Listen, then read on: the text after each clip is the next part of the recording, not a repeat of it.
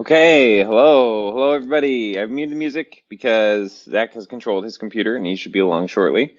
And he can turn that down and have it playing in the background while we're chatting. But welcome tonight to the podcast. Hello everybody in the chat. Bob, nice to see you live this time. Bob says, this old man doesn't stay up late as much anymore. I've inherited kids and they're like twice early. Had to catch one live though. Cool, man. Every night at 8, whenever you can catch a live, man. Looks like Zach's moving the mouse and he'll be on here shortly.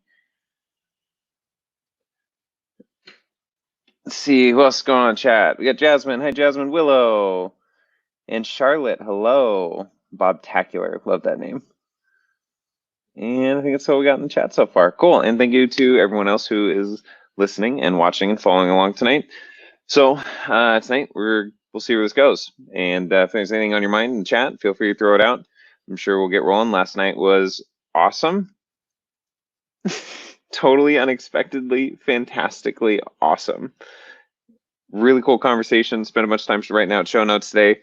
So you can catch that in the group. Put the show notes along with the link to the video yesterday. And to just clarify, so yesterday was a two-parter video because the first part we got cut off due to a copyright infringement. And I think it's because we had a photo on the background just too long and it eventually picked it up. And then it banned it. The problem with that is it's been removed. So the way I understand it right now, all the live chat, all that stuff is lost because they removed the video. So if we can pinpoint where the copywriters are, then we can re-upload it from our hard copy through StreamYard, which we use, and then potentially put it back up at some point. That would be ideal. But for now, the part 2 is like 3 hours, so that's plenty. And it was awesome also. So that's great. We got that. Let's see. Bob says, laugh my ass off. I saw the first slug of the year on my walk tonight. Well, there's synchronicity for you because the whole slug thing came out of nowhere. And that was awesome. That went really, really well. We ended up, so it started with a conversation about DMT and hyperspace. And Zach was taking us on a guided tour of the map that we linked. Hey, what's up, man? Good to see you. He's taking us on a map, a high resolution map of somebody who, I don't know if he collected hundreds or thousands of DMT experiences and actually mapped out the realms and he was going through it, the different kingdoms, if you will, within the spheres. And Jacob brought up slugs, asking about slugs and where slugs are at in that dynamic. And they weren't on there, but we started to just really throw out ideas about slugs and tune into things and led into a guided meditation to connect with the slug consciousness. And it was awesome. It's live and on the internet. Well, actually, it's not live anymore, but it's always live because it's on the internet. So that's up there. That was really, really incredible organic dynamic that just rolled out on slugs in addition to a bunch of other things. So what do you guys got? What's on your mind? What's going on with you guys? There's something that you find interesting? Any synchronicities, anything going on, something you want to chat about? Let's get chatty. Hey, Charlotte. Nice to see you. And Jen, gently healing, says, Jasmine, you're funny. Oh, and look at this. Is that a link? Did Zach get the link to the map? Right on. I'll check, because I'm actually doing this on my phone, too. Yep, there it is, map from last night. Cool. Yeah, such a cool map, man. I'm going to have to go to some effort here, maybe print that one out in a bigger size. So, let's see, who else we got in here? Let's start up here with all the highs, everyone. Which is cool that you guys come in and just start chatting and engaging. Bob stayed up for once. Will's glad to be here. Enjoying the evening, everyone. Yes, my lighting will get better as the sun goes down. I have one of the shades down because the sunset is like right in the window. And I'm at my parents' house again. That's just the way it happened. Hopefully, very soon, tomorrow, I'll get the Wi-Fi set up in my place. I don't have a router. It's hard to get a router right now because the stores are shut down and things, and even Amazon's taking longer than normal. Even their 2-day can be, 4 or 5 day. So I might be stuck in literally my parents' basement or downstairs, whatever office here for a little bit broadcasting. But it's just the way life rolls, especially when you're doing a nightly show. Is what it is. Awesome, thank you, Zach. And thank you. That map is great. Yes, it is. Thank you, Zach. Any thoughts on reactive energy, commonly known as Q? I don't know anything about those words together, but Zach's popping off. Zach, reactive energy, commonly known as Q. Do you know what that is? I I mean, I don't know that I've heard about it said that way. Are we talking about like Q in relation to ki, like inverted ki? Is that kind of the concept that you're going with there? Is I that don't. I what? haven't heard those terminologies, but maybe What's the thing you that's. just said? What's the inverted key thing? What's that? Well, I mean, it would be like the same. If you have the idea of energy being generated inside and going outside, being active, right? Yeah. There would also be the idea of the inversion of that, which would functionally be a reactive format of that. And actually, inside of Wing Chun, with a practice called Chi Sao, they actually study a third kind, which is basically a void version of this, where it's neither Nice. active nor reactive, but actually void. And Yeah. so the whole idea of this comes from basically a Wing Chun exercises. Wing Chun is based off of like a normal stance that is a vertical arm and a horizontal arm. And the whole beauty of Wing Chun is that like when this blocks something off, this immediately rotates into space, right? So the Mm. whole idea is that the thing's constantly open. Well, to practice this, basically you do this exercise where you and another person, you'll just basically play with each other's arms. The goal isn't really actually to hit each other, but just to deal with like the active, reactive, and void formats of interfacing with another person's kind of organic or abstract energy, right? Hmm. And this is the practice of Chi Sao, basically. So yeah, So Wing Chun with maybe you Zach. mean that.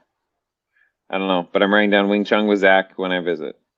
Uh, That'd be I'm awesome. not. I'm actually not very good at it, like physically. So I'd be Uh-huh. interested in doing it just to get better at it, because they're probably much like yogas. Like um, well, a lot of like yogic poses are associated to a chakra. If you have blockages in that chakra, you have difficulty doing them. If you get good at doing the Mm. pose, you also open the blockage in the chakra. You free Yep. up or activate the energy, and you have actually like a different psychological or maybe a psyche-based understanding of yourself that really seems to be associated to actually doing the physical discipline. So maybe there would be something due to that. I don't even know if we're talking about the right thing. I know, but So it sparks an idea inside of us. We just jive with that until there's clarification in the yeah, comments, and then sometimes they're like, "Wow, that isn't what it was at all," but that was totally what I that's wanted to hear. interesting too. Yeah, that's Yeah. fascinating. That map that you want to print out, if anybody wants to print it out, it's actually enormous. The picture that's on there is like I know. 8,000 pixels by 6,000 I saw pixels. That's that. like You poster guys did it right. size. So it's very, very big. So Let me definitely like adjust that. lighting here. Is that the Oh, sound it's in the messed up. background behind you, or what's the water behind you, Aaron? There's water. Oh well, that. What can you see? Oh well, so that's the Edmonds or the it's not even the Puget Sound, but North Seattle area. So that's saltwater. They got big carrier ships and stuff that go through there, like down into downtown and downtown Seattle. And yeah, I got pictures on Facebook when I'm at my mom's. That's where the good views are. My mom's got all the good views. Yeah. That's like a really weird kind of your mom joke. You know what I mean? Yeah, man, your mom's got good Your mom's views. got all the good views, bro. Yeah, it's true. uh, Living the high life. Yeah, I was doing like a meditation with this from another person from the community, Heather, that you guys have probably seen, Heather Davison, you've probably seen her on. And we were just like, we wanted to start doing some meditations together, but we don't really know what we're doing, and we're just kind of like, just kind of riffing it or whatever. But it's kind of weird because like this is the first time that we've done something together, and right away we're already kind of sparked off on a new, like a different format than I've at least used before. It's new to me, format Awesome. of like entanglement through like not entangling directly to the person, but rather like creating a third party space and then like a proxied entanglement inside of that. Yeah. The concept Yeah. of it is to basically like try and, so entanglements have a downside, and that's that they share all information, and that could be bad in some cases. The Yeah. concept of maybe like the proxy place is the idea of, could you get it so where like that stuff, it stays isolated off and you connect kind of to the parts that you want, where maybe Yeah. it wouldn't be as open sharing, but there still is a functional like data transfer level entanglement So created. my Dropbox cloud server connects with your Dropbox cloud server, and whatever's on there is limited to what we actually put into those interactions. Sure, So it's not full maybe access a to little the bit system. more like we have one Dropbox server. I uploaded all my files, and you Okay, uploaded there all you of go. your files, and we both Yeah. have access to go up there and get whatever file we want, but we don't have to take every file in order to get one. You know what I mean? Yeah, makes sense. Hi, Will. Will says hi to everybody. Oh, it's Will. What's up, Yeah, man? that's Eat Will. Eagly Rock? Eagle, Eagle Rock, Eagle Rock. Well, no, it has two E's because probably some other account is Eagle Rock. Oh yeah, right But on. yeah, Wait, that'd be my Will's guess. gonna come on, right? Will, come on. What are you doing, man? You're supposed to be on a couple nights ago. Get on here. I picture like a prison visit, speaking through a window slash phone. In comparison to my normal format of entanglement, it is a lot like a prison visit, speaking through a window or a phone in a certain way too. I could see how Huh. you would say that. My Does it normal feel format of entanglement is very, very, very open, like excessively open. And that's kind of the point. I personally don't have any worries about that because I'm very confident with dealing with anything that ever comes into my space, whatever I would Yep. discern as my space. But Yeah. with that, I also know that like it's a very open sharing. I definitely like kind of attach a warning label with it almost all the time. And sometimes people are like, well, like let's go, like let's try something different. I respect that too, because like in this Mm. situation, it is like a format of doing it that I haven't explored, and in a certain way, that's more interesting than doing the one that I have explored. Dude, totally. So Yeah, yeah. that's What totally why I'm just like open to like whatever, just yeah, the way no, that I me do too, it. man. Yeah, So really. That's why the weirder the better in a sense, or like not even just the weirder, but the more nuanced or the more of a symbol set that I haven't used before, the more fascinating it is, you know? sure. Yeah, and it's interesting because like the slug meditation that you were talking about, right? Like it's so random, but like Yeah. really like we talk about how it's just like what we can get out of the thing. In a certain way, like part of what we were doing is like kind of predicated on the slug idea because like we were, Mm. like I brought up the entanglement idea and they were kind of like, well, I don't know, like I could see where you would say that there would be some worries with that. We started kind of talking about it, and long story short, to get to the slug part, ended up bringing up into it that was like, well, last night I like led this meditation, but this sounds weird, but like connecting consciousness with a slug. And the way that Mm. I did it was like kind of in this third party space where then I brought the two things in there, but then I pulled them out and like, maybe we could like proxy this thing or whatever. And, so then she's all in IT and stuff. So that made sense to her really. And then we started Yeah. getting all this like IT kind of metaphor of it. Here, hang a here be dragons beware sign on your front door. I've literally referred to it before telling the story to someone as like here there be dragons. So you might Mm. want to keep that in mind. Reactive energy. A mountain found a way to use Wi-Fi cell signal to then amp up to 10K hertz because it keeps bouncing in the air and can be harnessed or by using reactive energy or mathematical term Q. Yeah, I mean that makes sense that would be able to work. So I mean the idea of recursive feedback definitely generates an amplification in a signal, and if we have any amount of energy in a signal and we amplify it enough, we can get a usable amount. The real question about that would be that much like Nikola Tesla's radiant energy, which is quite easy actually to enact on a small scale if you want to, like that's what he was doing at Colorado Springs in the first place. Like he already had this operational there. Everything he was doing after that was more about like large scale deployment, but it's very much so built on kind of a recursive thing in the sense that it's creating a field that is then has a convection dome inside of that, and as the energy comes into that, it gathers inside of the convection dome at levels that otherwise would not be there because it's functionally constantly feeding back onto itself. um, so yeah, I'm not super familiar with just that. The problem I was getting to though was that like our devices are that all the devices that we have are not made to use this kind of energy. And like while it's not a huge change that needs to be in there, it's a change that's not in there currently. Right now, we actually only use latitudinal waveforms inside of science. Imagine that. Okay, your entire reality is the byproduct of a latitudinal waveform's interaction with a longitudinal waveform. Our technology does not use longitudinal waveforms. Hmm. Like longitudinal waveforms, even like the way that we pick up a radio wave, we Mm-hmm. pick up like the doot and the doot and the doot and the doot, and we deal with it like this, Yeah, right? yeah. We don't deal with actual real separation based off of this, right? Like our Right. our our devices don't use that, you know. Would We and use now we use this okay, interpolation. Are you talking about the difference between the full wave not just being the electric, but the magnetic also for an actual electromagnetic wave, or more of a spherical projection or For sure, spiral on all projection? scales, literally, like the whole basis that we have of the way that we use electromagnetism in our devices is Mhm. almost entirely, if not entirely, I believe it might be entirely, maybe there is something that's outside of what I know about, but all of them only use the latitudinal wave functionally and the way that they Huh. operate. I wish I could explain Interesting. more to you. This is not my total area of expertise. There's lots of people who Yeah. are great specifically at this, and that's the kind of guy that you need if you want that explained to you. I You was need just say I somebody wish who's you good could do more, but specifically at that. yeah, but it's made me think So about it in an interesting way. So no, it's good. Dan I dig it. Winter has enough of an understanding of it that when he talks about it, he gives you data, and you're like, okay, I get it, it makes sense. If you take the time to research into the things that he's saying, you're like, yes, these do wash. But as far as like memorizing them and shit, you got the wrong guy. I don't have them or anything like that. So it's not shocking to me that I mean, any type of electromagnetic signal at all, whether it's sound, which is functionally that. Gentleman Mhm. invented a device powered by a 9-volt battery, which uses reactive energy, and he's now bragging with a 32-inch TV, meaning that he's running a 32-inch TV off of this 9-volt battery. Is that what you're saying? Yeah, that's what it sounds like you're saying. Yeah. To check out the video. If you are you able to link Reactive videos on the chat? energy. Let's see if he has Unless you can a. send We on got a link Messenger. here Oh, okay, good. on YouTube somewhere, maybe.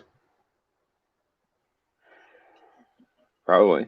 Is this video that you're talking about on YouTube, or is it somewhere else? Yeah, and if you can send me in Messenger There's too. reactive power and introduction. This might be what we're talking about. Current that circulates.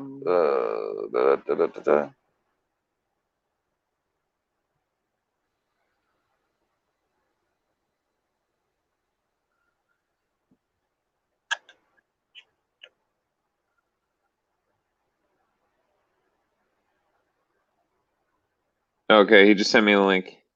Here, I'll send it to you right now. Okay. Done.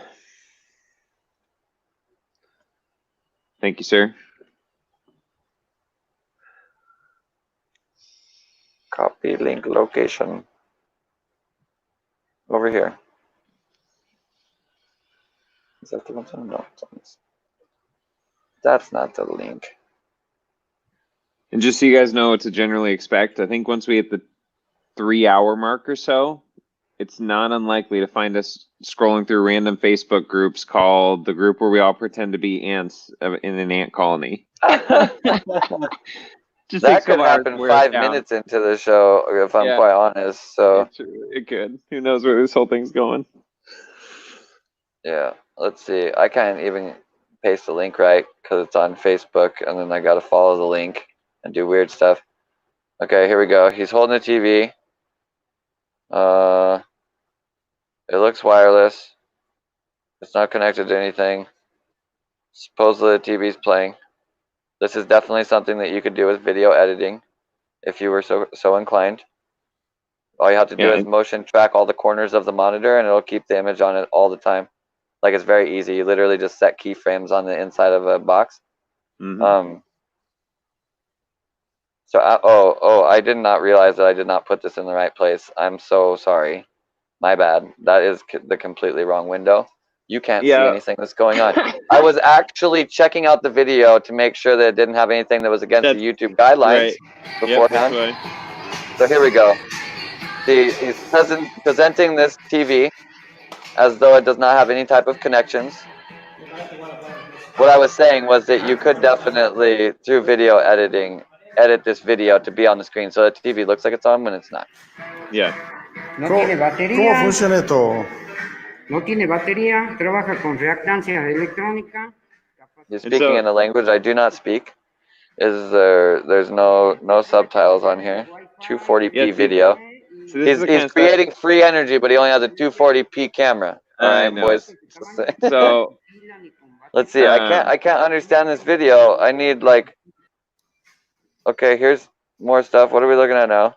We're showing the back of the TV again. There's literally nothing on it. Hold up a second. Yeah, just so nothing's plugged into it. Yet it's getting a TV signal though. Is Maybe there it's got an actually SD an card in there. image on the TV screen right there? Yeah, it kind of Is looks there like it. actually? But it could Look be at it, reflection. changes dramatically, dude. Yeah, You see yeah. how It went back. dramatically It it did. changes? Yeah, yeah. Come on now. Wow, Come that's on pretty. now. Like, I mean, come on. They should, if they're gonna go to that much effort to Photoshop it, they should have gone a little. Well, the thing There we is go. that like it's hard when something's moving and the shape is changing. You know Yeah, what I there mean? you go. So hold on. This is not That is the on. glare. That's the glare from the lights That's for sure. That's glare the black screen. The 100%. black screen, then it goes blue. And then voila! It is Now, blue. to be fair, it could have been a black scene on the whatever video is playing, Could right? have That just been. switched to Could have blue. been. It could have been. Yeah. Could have been. I don't know Alright. though, because it's like somebody's arm and they're dancing. I mean, like it doesn't really make any sense why it'd be black. But Yeah. Well, then also okay. So oh, this unless is they're pretty black. playing, That's pretty black. Pretty black. In fairness, right here they show this shot right on the yeah, screen. In a second, there is a shot that is actually quite black in the corners right there. See, yeah. like both of those could have been a thing. And so here, just to preface, just because me and Zach haven't been doing this for like years, and we wouldn't expect you to necessarily know our personalities, we're not shitting on this. Like we're kind of having fun with it and playing with it. And these are true. There's ways to be objective, to look at information objectively as you're processing. I know these technologies are out there for sure. I've seen all the The documents and concept evidences and like 100% works. yeah, I don't know whether 100%. this is a video of it working. That's Agreed. all I'll say. Yeah, I'm agreed. always skeptical about everything. Yeah, and it's like it's nice with stuff like this, like Wilhelm Reich papers. Like you can actually see the scientific papers and things. Makes a big difference, I think, for maybe people like us to process even the information inside of it. Yeah. But it is nice when you have a good video that can show some kind of proof of concept and it gives you a visual. I wish symbol I set. understood what he was saying. You know what I mean? It's my Yeah, that would language be barrier. nice. It's really the problem. I have no idea Yeah. what the dude's saying at all. They have the English subtitles. It has no subtitles on here. Oh, that's right. It was only 240p.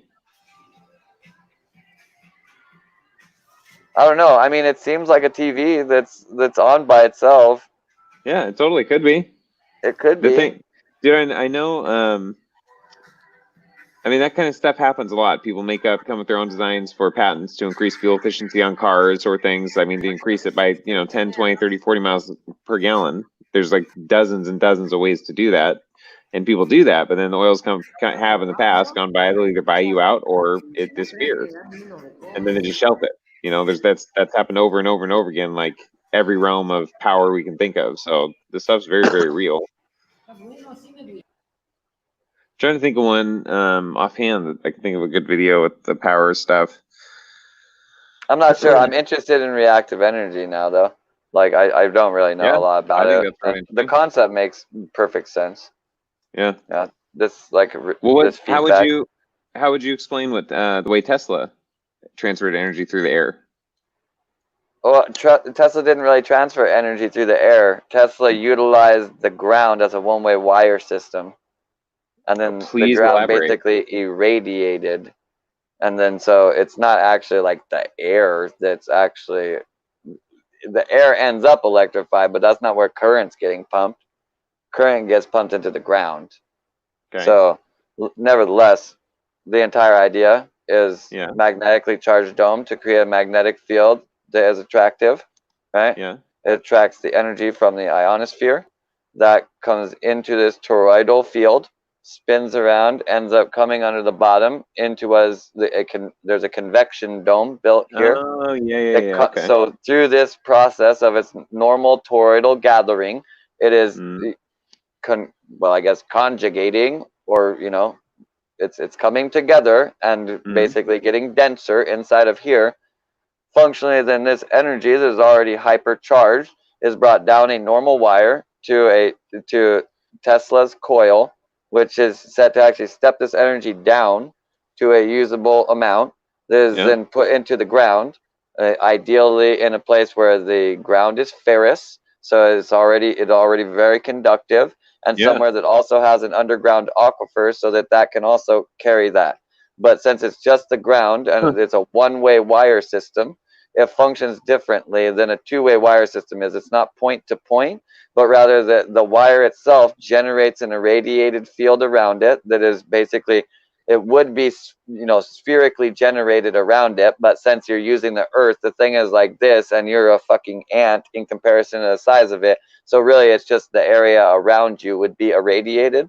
The issue is actually having something that picks up energy that way, right? Like our shit's all built to like take a plug, right? You know what I mean? Or to operate from functionally a battery. This stuff's not really actually built to be able to use anything like that. I mean, so it would have required like technology to be created differently in many ways. So, but that's the functional basis of it, right? If you have a large power source and then you step that down, you can put a large amount of energy into a one-way wire system. You don't end up having any kind of discharge because what you're actually trying to do is get it to discharge, right? Like you want it to be discharging all the time, but the wire's huge, right? The whole reason why this doesn't work is because you couldn't possibly have enough capacitance on the wire to take enough, right? Well, wrong. The Earth is that.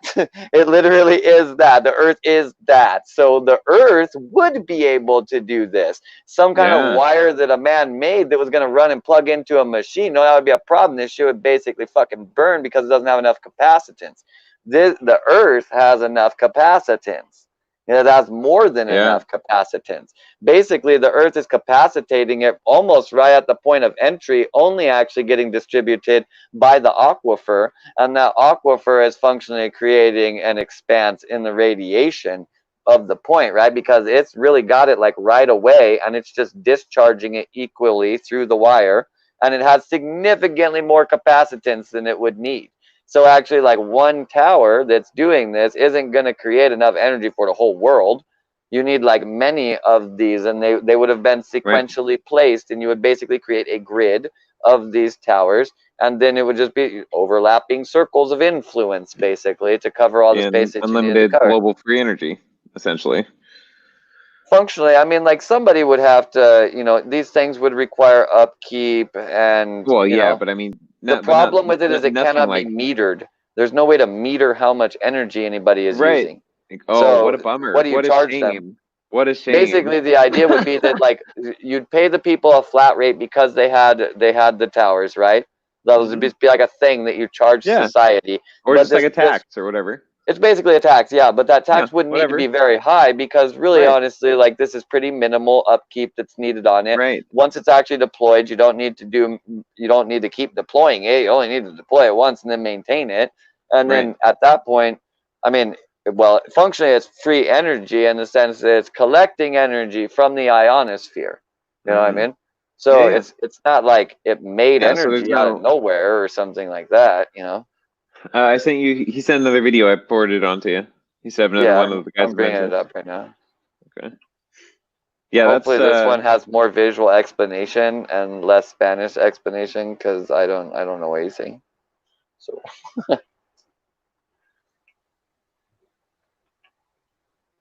Here we are.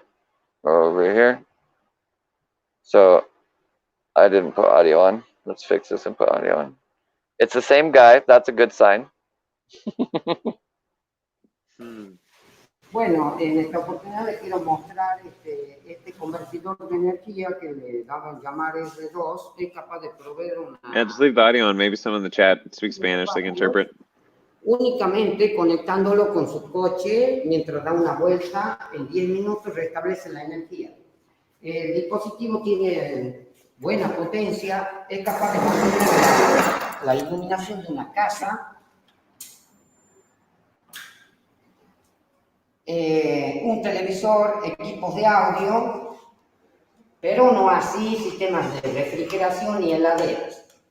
Tiene una autonomía aproximadamente de 7 horas y como les digo, es muy práctico, es algo... It's very practical. You just said it's very practical, I got that one.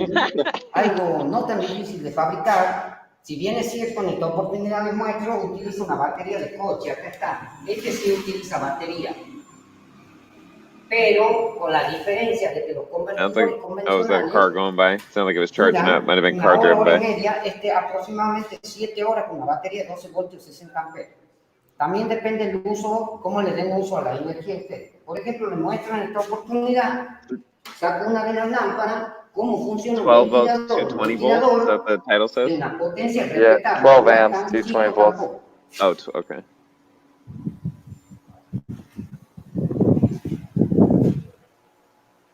Está sin el pie, totalmente autónomo, no hay cables acá. That light is really bright, honestly. So, Whatever's powering that light has plenty of power. oh shoot! Put it inside the computer. Así también We've se got- podrían equipar un televisor. That's not a computer. That's like whatever this Y, por generator ejemplo, is. un equipo de Right. Well, audio, it looks una like a computer case, whatever. afeitadora, But cargadores, yeah, I don't know. I aproximadamente 10 don't. Unfortunately, I don't think we're gonna get much more out of this. There's just not. There's not enough context, not enough English, and I don't understand what I'm looking at. Una unidad muy Yeah, I don't know. I would literally need to be on site and put my hands on it. I'm an electrician. Like I need to see it. I need to understand what it's made of. Like I need some dots there.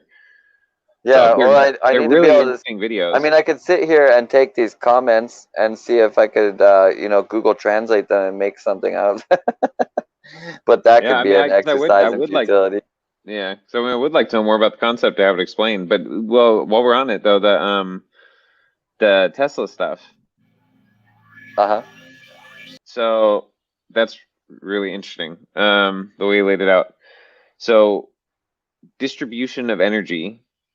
So I mean, you have different wire gauges and wire sizes because as energy transfers along a conductor, it's not a perfect conductor, so there's heat output. So the more amperage you try to push through, not just voltage, but that amperage, actual current moving through, if you are not able to dissipate the heat, then that's going to move through. It's going to burn up the insulator or the person that it's coming into. Right, it's basically the whole problem with direct current. Well, no, that's AC too. I'm talking about AC current. Well, I'm just saying, like white wire. with direct current, we would basically have these capacitance issues. That's why direct current was no good for large scale. Right, is because yeah. like we would Transfer get over long issues distances. with all of these transfer issues where it's like the wires can't fucking deal with the shit. Well, yeah, because So- they couldn't step up transform the way that, or I think that's what it was. The AC was able to transform up and down over long distances, and DC wasn't. But still, the whole point of having wires and having to go on conductors. I'm just trying to think how. So you'd have something inside the device that's attuned to anywhere you are on the Earth. So it can, I mean, obviously in resonance with the Tesla device, so that it'll pull whatever relevant energy from the Earth to your device and cycle back to the Earth. Is that how it creates a cycle and powers it wirelessly, based on the technology of the receiver inside the device? I mean, I would presume, and I don't know that there's a patent for this part of it because I don't know that he got into devices that were powered by it, that he patented. Yeah. But the functionally the same exact. I mean, like he was a very guy about fractals and cycles, man. The whole reason he liked 3, 6, and 9 is because of the perfect Fibonacci sequence that used the whole number sequence. So like that's why he liked it. So nevertheless, the whole idea, like basically the tower that's collecting the shit and putting it out to the earth could be smaller and be the tower that's collecting the shit and putting it out to the device. I mean, it's functionally the same technology.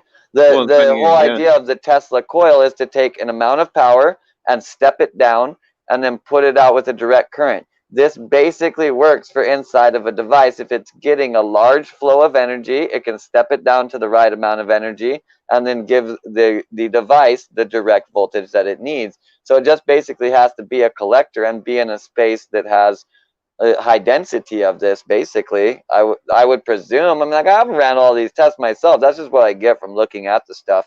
You know what I mean? If anybody wants to donate me large amounts of money, I would more than happily do this. But like, realize at the end of it, only do this if you don't like me, because when I go and run these tests, when I figure out how to make it work, they're gonna fucking kill me. Okay, that's what they do. They're gonna fucking kill me. They're probably gonna. If there's anything on the goddamn internet that you can get your stuff taken down by the government for, just start talking about free energy. That's a good way to get your fucking content taken down right there. Show content from the entertainment industry that is already copyrighted, or talk about free energy. That's not a good idea. Speaking of copyright content from the entertainment industry, do you know any more about? I don't know more of the story than this. So, like, do you remember a couple years ago? I might have been 4, 5, 6 years ago, a while ago now. But that Coachella, they did that 3D hologram of Tupac. When I think Snoop was up there and somebody else, they were actually redoing a song that they did back in the 90s or whatever with Tupac, but their music video.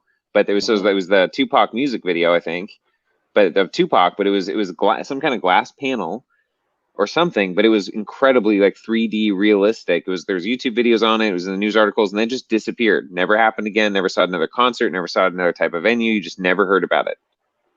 You don't remember hearing about that? It was a music video that had some kind of glass panel. It was no. It was at Coachella. Oh, okay, yeah. That when Tupac showed up at Coachella as a hologram. Yeah. I remember this. So what's the deal with that tech? Where'd that go? What's that about? Or you have that? What's the deal with the tech with the Asians that are making fucking whales jump out of bodies of water that aren't actually there? Right. Dude, hologram tech is off the charts. You saw the video a couple weeks ago of the Pope coming out and giving the blessing over the courtyard that had nobody in it because coronavirus reasons. Did you see this video? No. Homeboy walks out on the front. He comes up. He gives his quick little blessing.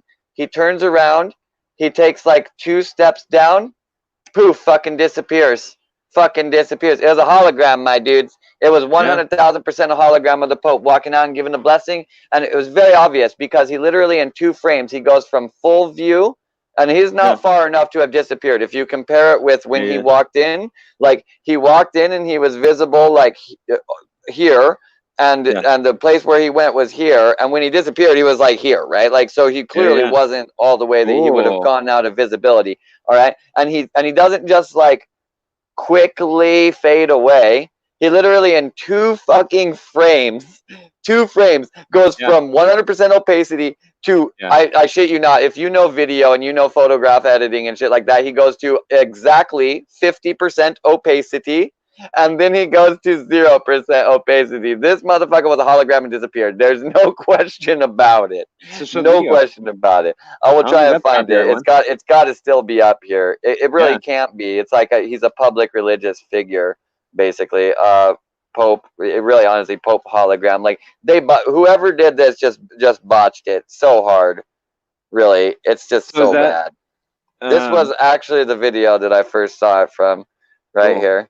So let's get to I'm not gonna show the dude's whole video. You should check it out on his channel. His channel is FAW space SYA. I'm not even gonna try and say whatever his name is.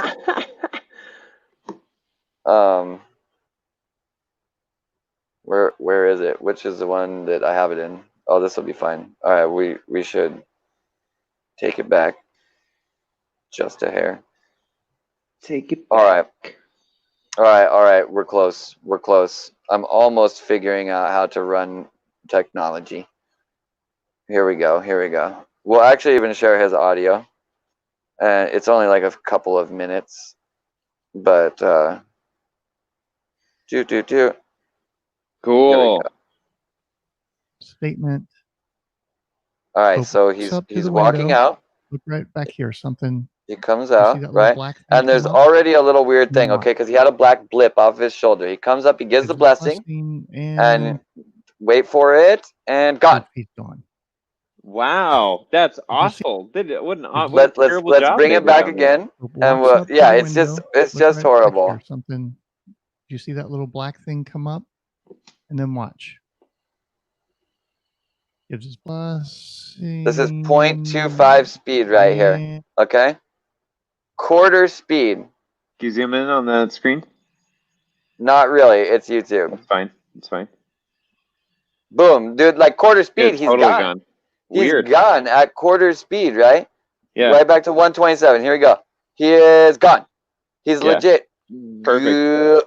On this guy goes into it later, watches it frame by frame. He's not actually instantaneously gone. He was 50% opacity, which is more of a dead giveaway, okay?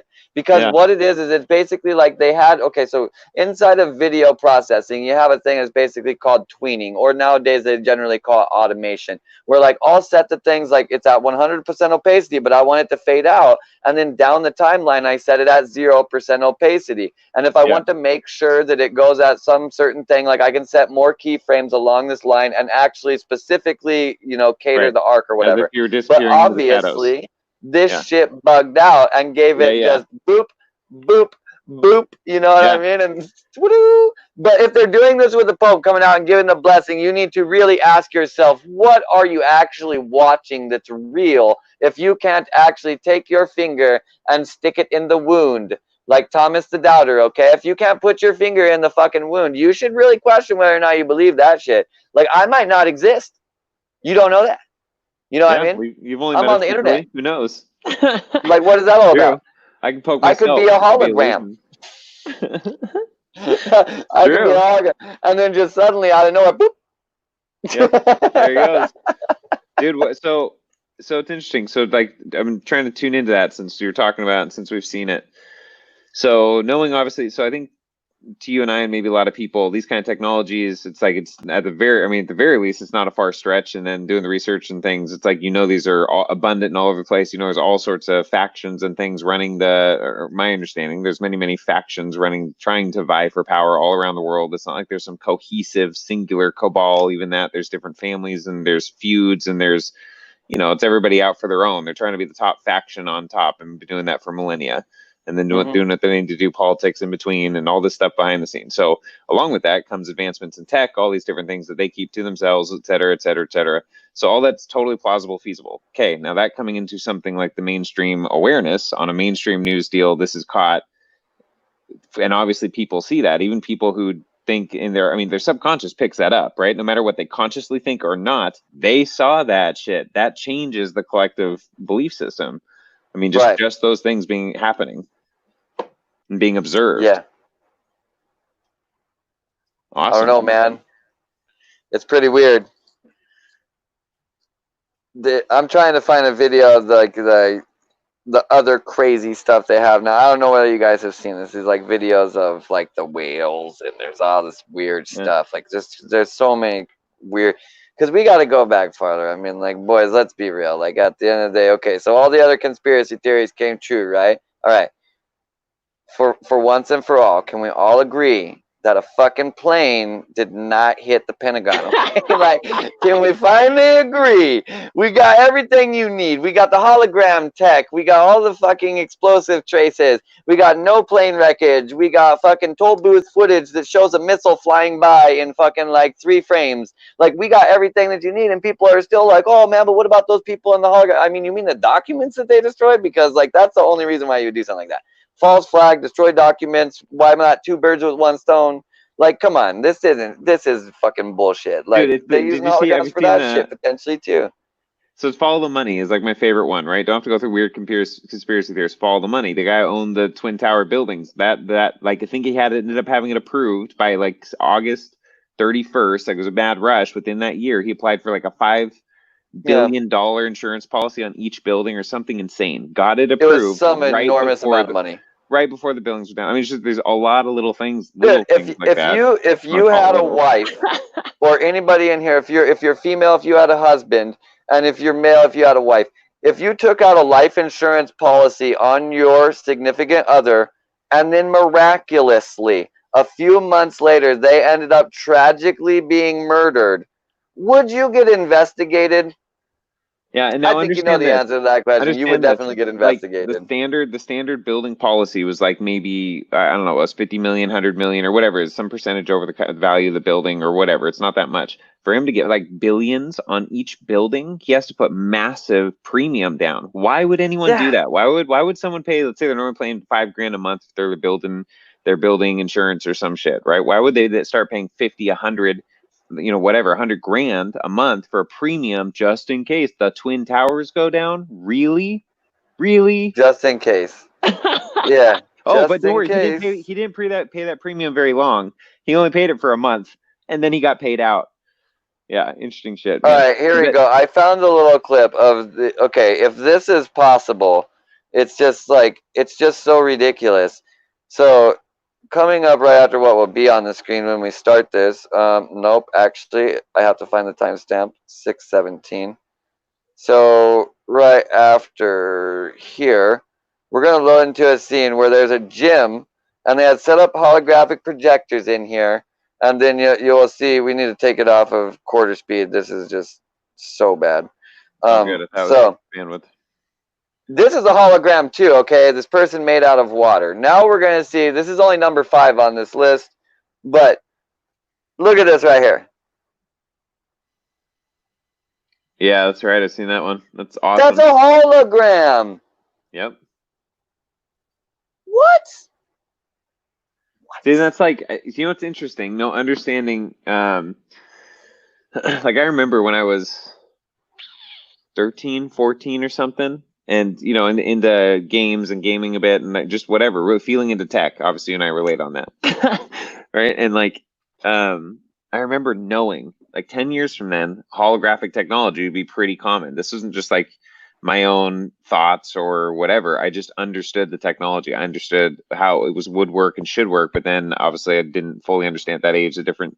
Oh man, the different systems, domination, control, and all those different dynamics. But yeah, the technology is literally under the surface. I really do think within the next 10 years, there's going to be big decision points coming up because all this coronavirus stuff and forced vaccinations and whatever, and people are going to have to stand up and make some choices probably in certain places before the laws get overturned or some crazy stuff happens. But I think once the small uprisings that happen in certain places happen, that the technology and things are going to exponentially be released in the right ways and the right manners to the masses. So I don't know if that's commercially available. Like, yeah, I'm sure. I imagine in the next few years, the pharmaceutical companies are going to come up with all sorts of cures for cancer. How convenient, right? The ones they've suppressed for decades or whatever, and they'll still make money off of them. But people actually getting cured from cancer instead of them getting the insurance companies getting paid 30 grand a month for somebody who does chemo and all that other bullshit.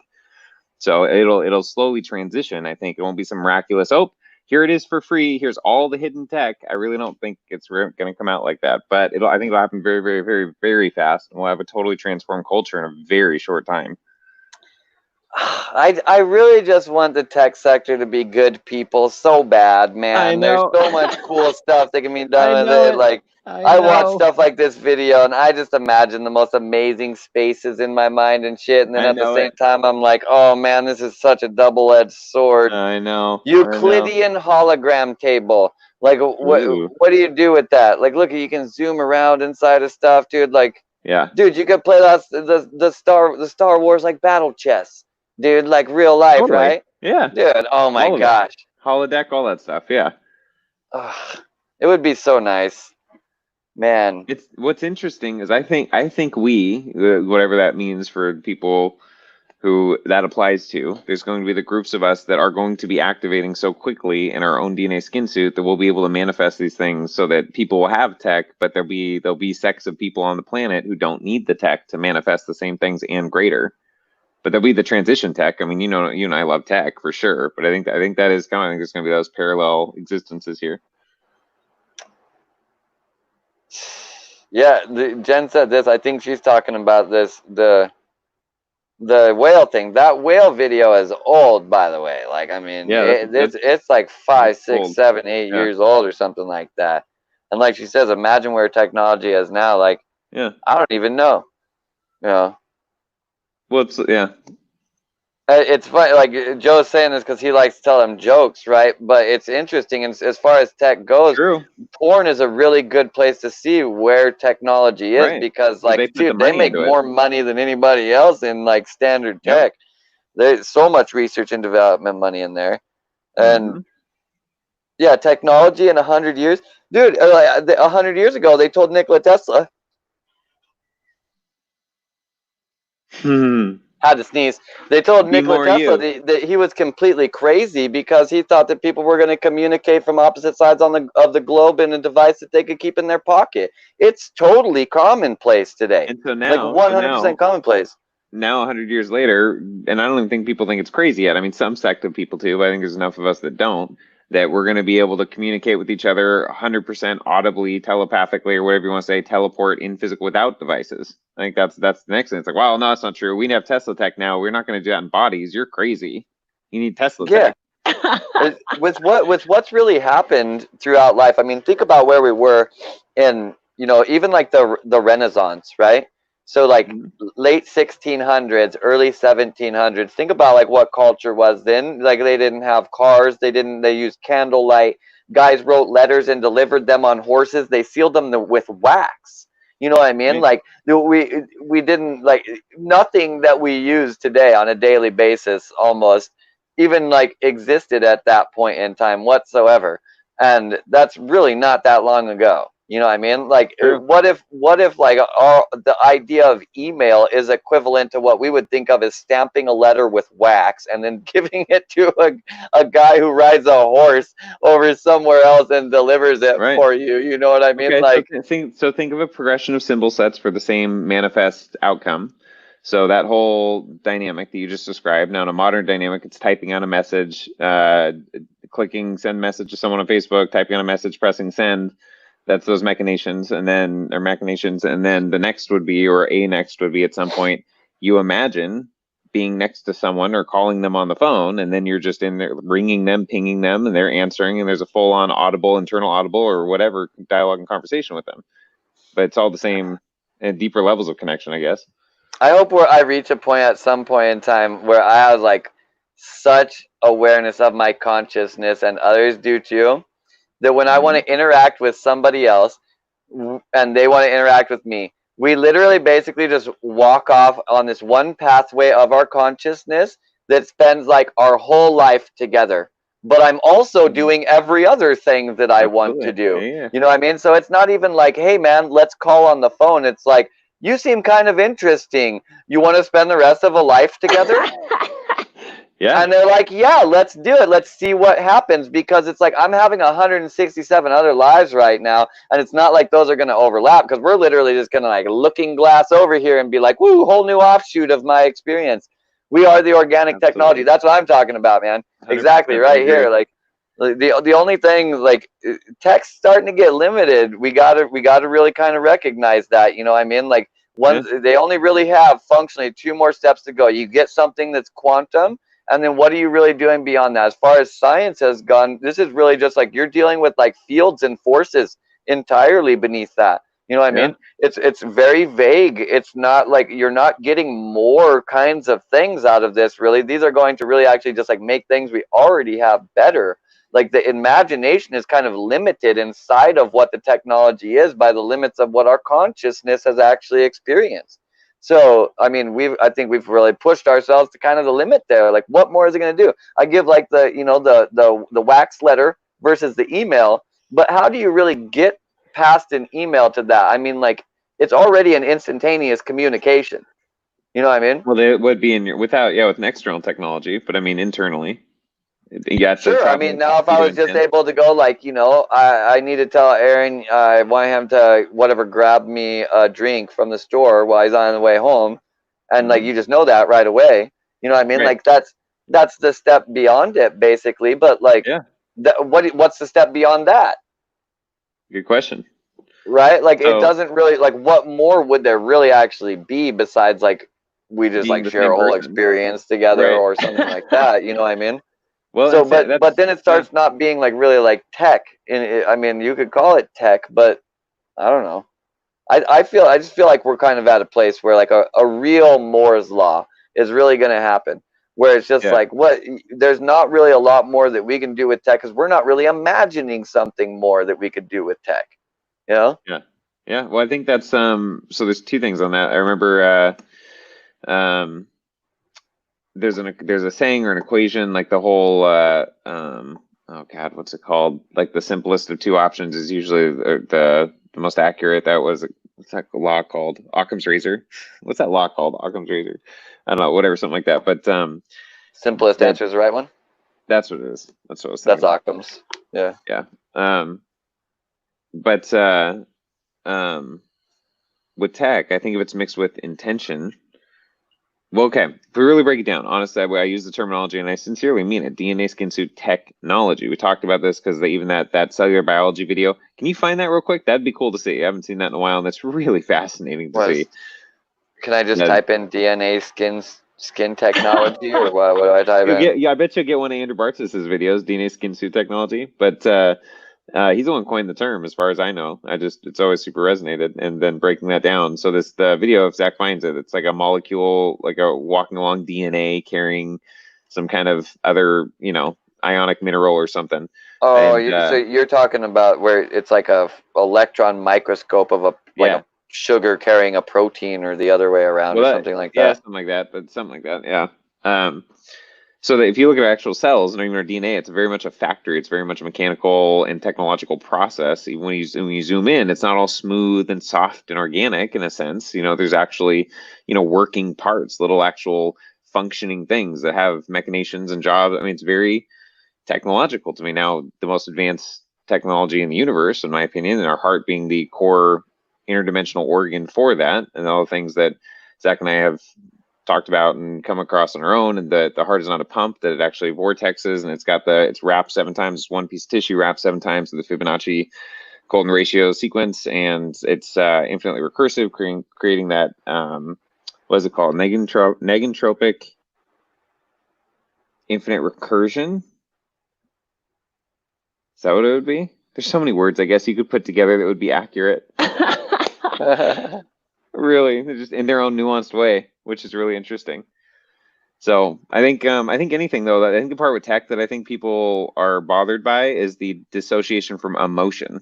That it's all logic and reasoning. So clearly, these vessels are able to allow us to inhabit, if we have an organic aspect, maybe just thinking about it, if that's our soul, the emotions, the experiences, the wisdom, the choices, the ways to use the technology in a way that can be responsible or irresponsible, destructive or constructive, or whatever that means, that's actually the organic dynamic maybe of us seated in these vessels.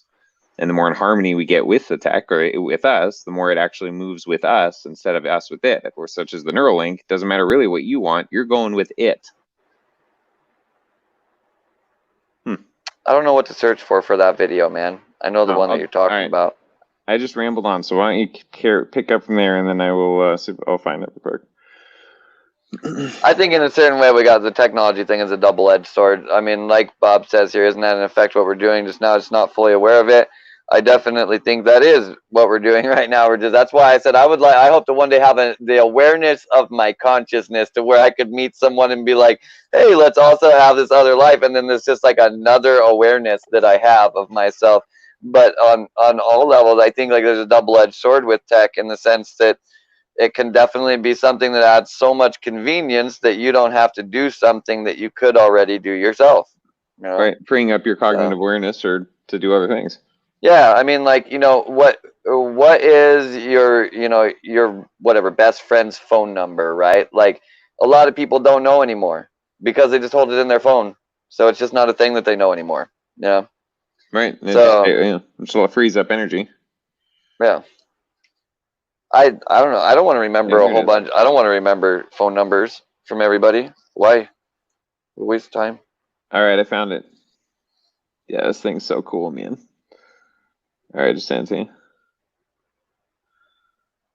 Let's see the description here. Okay, I'll just read the description as you start to play it, even if it's silent, it's more of the visual. But there are molecular machines inside your body that make cell division possible. Animation by Drew Barry at the Walter and Eliza Hall Institute of Medical Research. Special thing. Oh, does not say any more than that? Okay, well, here we go. Every day in adult, I think it's what he's reading on screen too. Every day in an adult human, roughly 50 to billion of your cells die. They may be damaged, stressed, or just plain old. This is normal. In fact, it's called programmed cell death. Apoptosis triggers that, I believe. To make up for that loss right now inside your body, billions of cells are dividing, creating new life. And cell division, also called mitosis, requires an army of tiny molecular machines. Are you able to show the video? Yeah, it's coming in a second. Okay. Cell division, also called mitosis, requires an army of tiny molecular machines. DNA is a good place to start. The double helix molecule that we always talk about.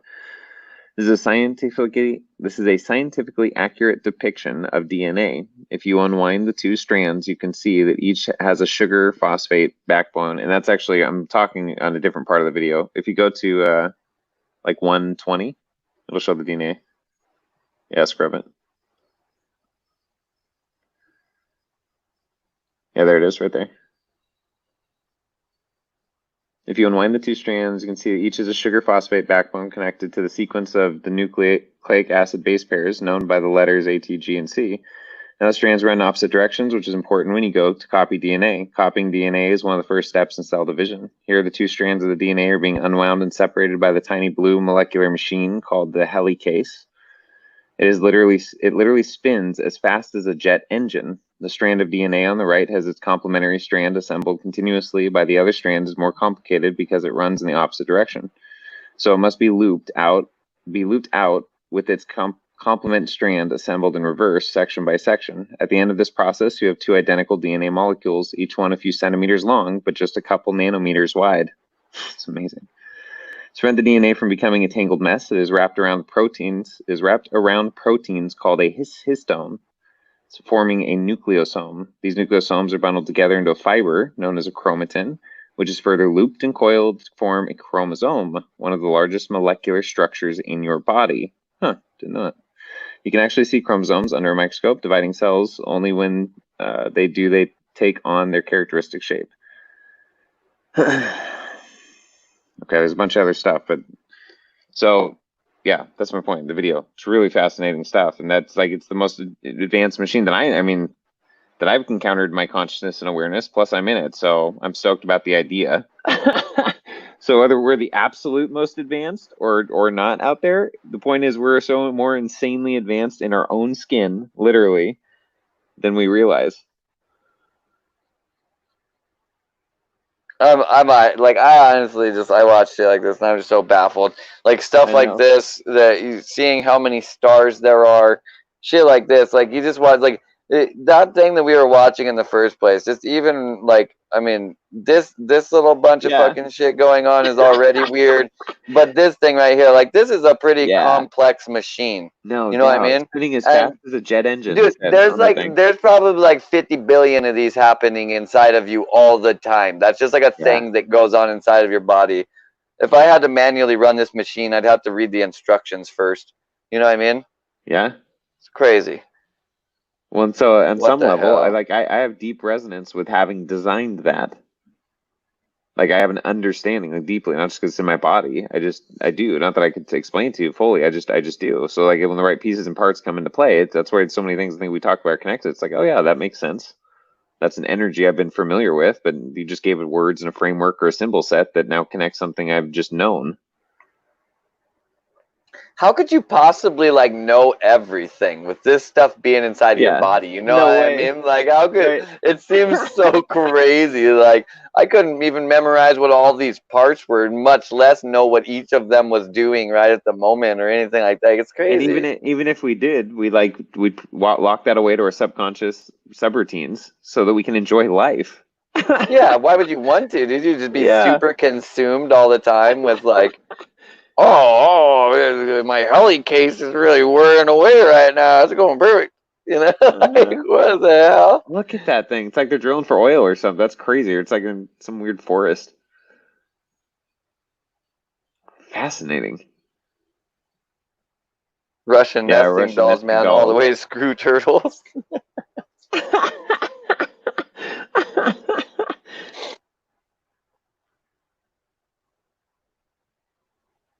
And yeah, you bring up good questions. This is a good approach right here. You know, approach when we say like, how do we go like from email? You know, email being something more as it Yeah. in like relative to email being to these wax letters and stuff. Like, what hole will be filled by it, and like what's it really missing? You know what I mean? Yeah. Yeah. That's a good way to say it. Yeah, the email has no feeling, and it can't do like sarcasm, and emojis are a half attempt at adding emotion to this kind of stuff.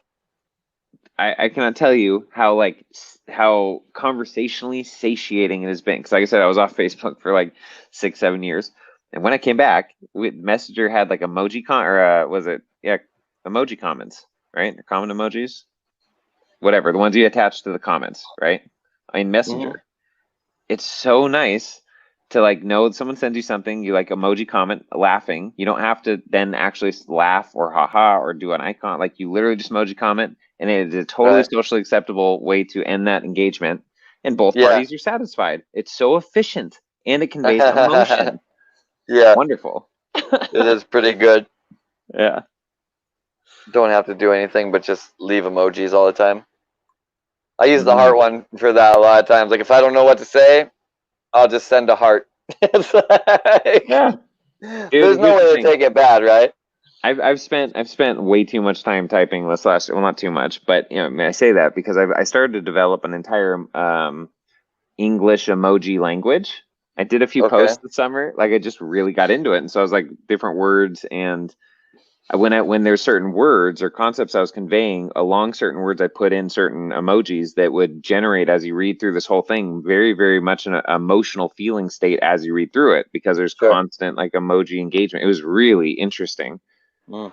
And I spent a lot of time on it just because I was having fun with it. I was just developing it and like and in a comment back to someone, a really elaborate one, just I made it elaborate for the sake of kind of developing this language. And I did it on two or three like things or whatever, and then I was satiated with having created what I believe to be like a new little form of language, and then kind of moved on. Uh-huh. Yeah. I mean, it seems like a lot of people would look at that and be like, oh, what a silly thing to do. But really, like, if you had that dialed, there's copywriters all across the world that are trying to sell people stuff on the internet constantly. That if they could convey feeling better in the copy that they're writing, oh my God, it'd be worth so much money, really. Ah. So it's I not started really I worth started to his do that a time. little bit in the show notes. You see all the Mhm. emojis I used in there?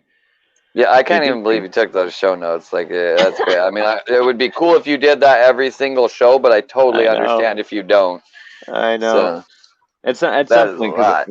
we'll see. Because like honestly, I love it. I really do. I can listen. I've trained myself to listen to stuff back at double speed, retain the info. Plus, we had the conversation, so I'm aware of the flow of it. I'm aware of what points are coming up at certain points. Yeah, So I can do it really efficiently, and I do very much enjoy doing it because I like doing it in a way that conveys certain points or feelings or whatever. And just, yeah, even though the whole dynamic and that just kind of unfolded as I did it, right? So then one point, yeah, people write comments that were really good. I'm like, shit, well, how do I incorporate this in the show notes? Like, oh, viewer comment, because that also lets people know that even in show notes, they're being honored for participating in the conversation because their perspective sure. matters. Like, it's really Yeah, good. Look at these people, you know? yeah, I agree. So, Good call.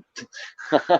Thanks, man. I saw that in there. I was like, wow, that's a really good idea. There's all these ways that it's like, well, inside of like the live streaming place where, ways to get the viewer more involved and the viewer to feel like they're a part of the production or broadcast as well. And Yeah. like, really, that's like not one that I had really ever seen before where basically the streamer took their show notes and inside of the show notes, there was like these, saying like, oh, there was this good viewer comment here. I Yeah. don't think I've ever seen that before. Cool, man. I love that shit. I love intuitively creating shit in the moment. It's not like planning. I'm gonna create something. Like it Hmm. just it does. You'd right sitting in circumstances, and you just beautiful shit just comes, and it's great. All right, I'm gonna Yeah, I go think video that's where off. most I'm of the gonna go stuff video comes off from. and have a smoke, but I'm still here. Oh, And then I'll bring my phone so I can still engage in the chat. I Which is can't fun. see Like good, man. the other night that I couldn't join you on the thing because my internet issue, and that's why I'm at my parents. But I was able to like participate in the chat, and that was cool because I was able to like a lot more.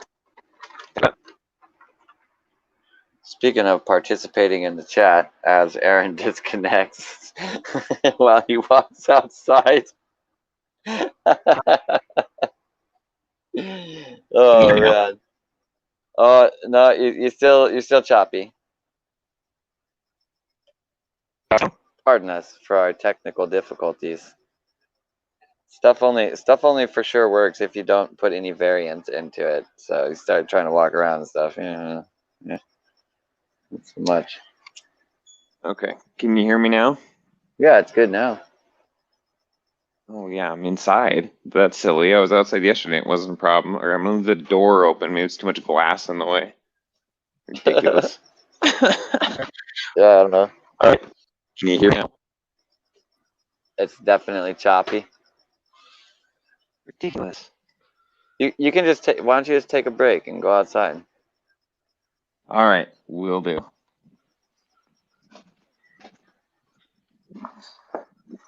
All right, sounds good. I'm gonna do that, and I'll just participate in chat and listen. Be back soon.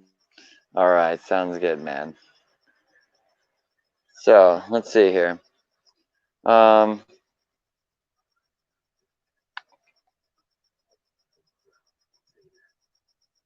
Subtext context needs to be added. Feeling what's meant to be conveyed more clearly. How would we really? I mean, besides, because we can send like a video, or we can send some type of audio message, and we can send those instantly already. I mean, is that the progression of email? Just basic in a certain way, being able to send that video or vocal message? Because I think like we seem to be able to get the emotion across with that pretty effectively. The only way we really go farther than that is that we're just getting into like this biotechnology, like we're telepathy or something like that, or at least that's my thoughts.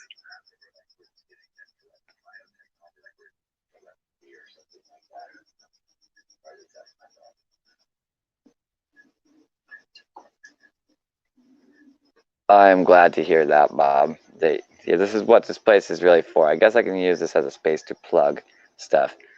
We are a community that's trying to basically bring together people that they really they like consciousness, they like weird stuff, they want to explore their minds. Basically people that feel like they a lot of times people in this space will feel like they don't have a place where they can be heard. Well, we want to basically create a community where everybody can be heard, and we can share information freely, and we can really just look at all sides of things, because we believe that every single story is a part of the whole story. So we really appreciate you guys being here, sharing your insight on things.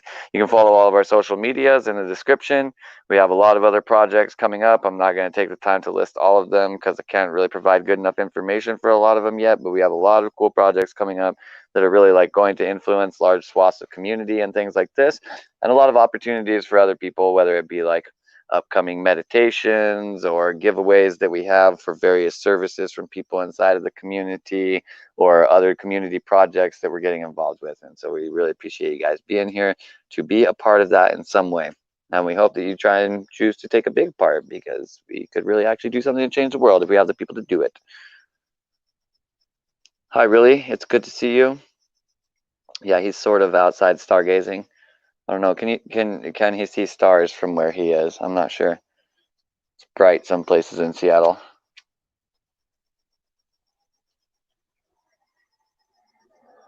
Or cloudy. Is this a city of clouds? It rains 375 days a year in Seattle. That's 10 more than there actually is in a year, because it rains so much.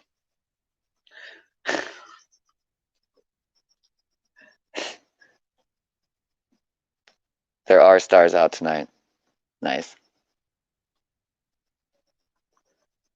Thick fog, but can make out the moon. Every time that it would ever be like that, my mom would be like, "Oh, it's a good night for a murder."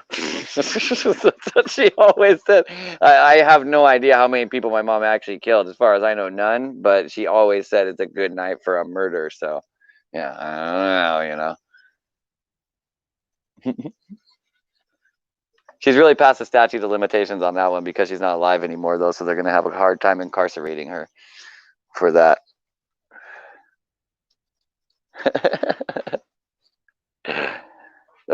When I have those nights now where it's like that foggy with the moon out, like, I don't know. I spend yeah. Aaron writes in chat, "Foggy moon equals good night for a murder," and then quotes it like Sarah Connor.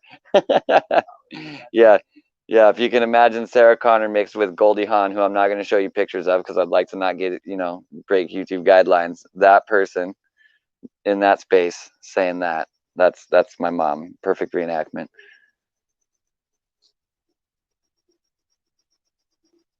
I feel like those nights feel like I'm in some kind of like movie that's about like witchcraft all the time, or like you could say like werewolves or anything like that.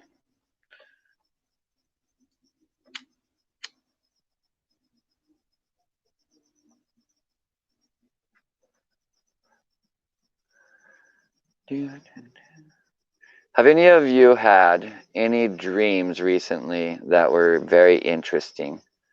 I don't really care what the context of them is at all. I just really like analyzing and hearing dreams. So if you have any dreams recently that you are willing to share that were interesting, I would really love to hear them. That's kind of a thing I do, by the way. I do stuff like analyze dreams and teach neurolinguistic programming and Monroe Institute techniques, so you can focus your mind and you can learn how to talk to yourself and bring yourself to a position where you can functionally master your own reality and make choices to navigate the way that you want to. This is what I help people with in my work. And if you feel like there are any ways where there are things that you are having trouble understanding, or you're difficult getting yourself motivated, do not have enough energy, or are not capable of accomplishing your goals, we should talk, because we probably have a plan for you that would lead you to being able to do that. So reach out to me if you're watching this video and you have any of those problems. That's the people that we work with, and we can run you through a battery of questions to see if we can help you. If we're not a perfect fit, then we'll just send you where you are a perfect fit. We know a lot of people, but I only work with people that are a good fit with me, because you really ought to be working with the person that's the right person for you. We'd rather find that person for you. It's a foggy Leo half moon looking thing here. Good night for a murder. Always had very detailed dreams. I've been a really active dreamer since I was really young too. We should talk about it sometime. I love talking about dreams. Dreams are like one of my favorite things.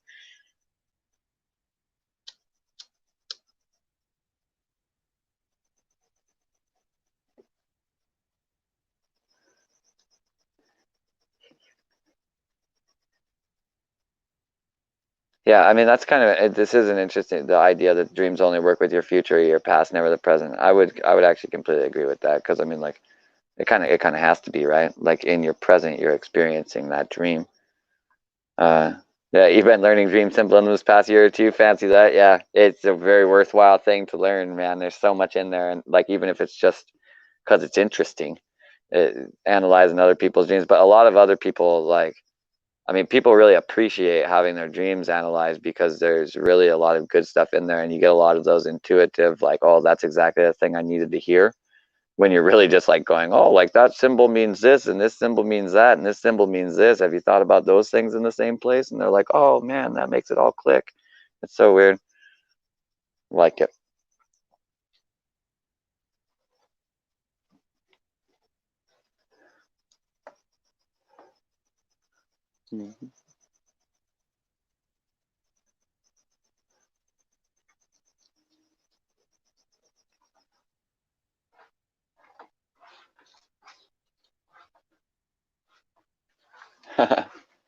Yeah, all perceptions are pretty fascinating, no doubt about that.